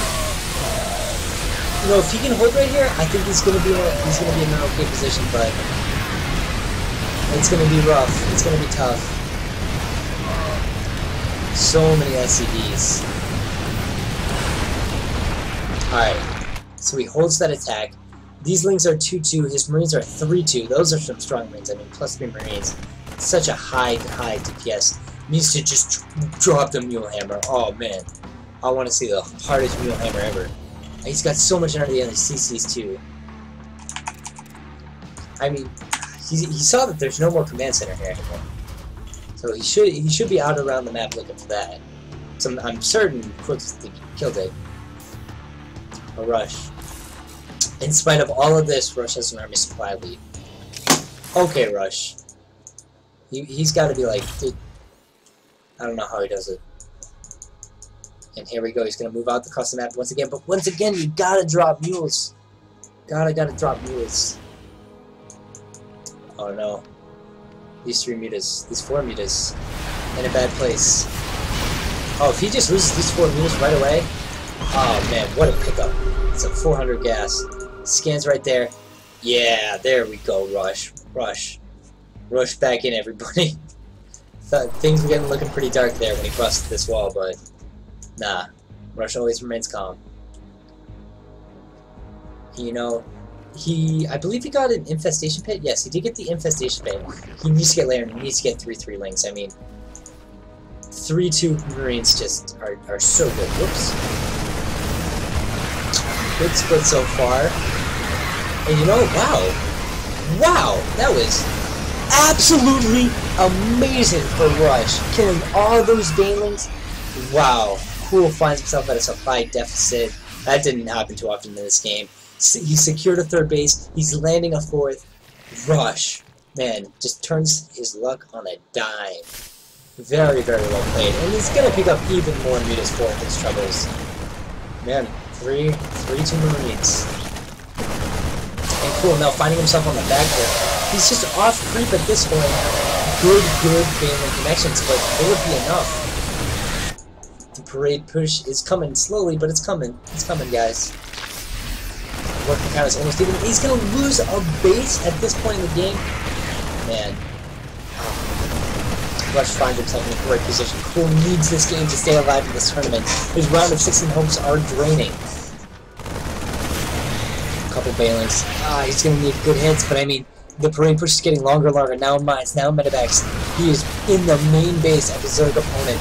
Can he close it out right now? Cruel has a couple of extra bases, but just the drones aren't there. 62 drones to 54 SCVs. Fourth base still not being saturated. But, I mean, look at this production right here. Oh, man. This army is just going to snowball, get bigger and bigger. Oh, and this Viking just going to town on these ovaries. Oh, did he discover this base? He now sees the creep. He can just pick that up real quick. He knows there's a base here too as well, but he may just go for the kill. Another good mine hit. Oh, can he get another good mine hit? 4 Banelings gone, just like that. Destroying the base in the northern side of the map. Good Baneling connections, but again, just not enough to clean up the army. Another big parade coming across the map. Man, Fool is doing all he can to hold on, but the natural is down. The drones, 37 drones on this one base, man. You gotta transfer him. This was the same fate Fool had. Rush once again busting up the top of the ramp. GL. Rush takes game 2. An amazing game 2, amazing game 1. Definitely my favorite series. Well played by Rush. TB Ham and Rush advanced to the round of 16. Shook and Cruel are going to have to try next season. Good games overall. Control 2. Does that work? Great games. Absolute great games. It was a blast casting them. Thanks everybody who was watching. Make sure you catch tomorrow's game. I believe it's Group H at 2 o'clock EST, EDT. 1HP is probably going to hate me for saying this. But, GG's, well played by all the players here. We saw some great games. And have a safe drive home. Peace.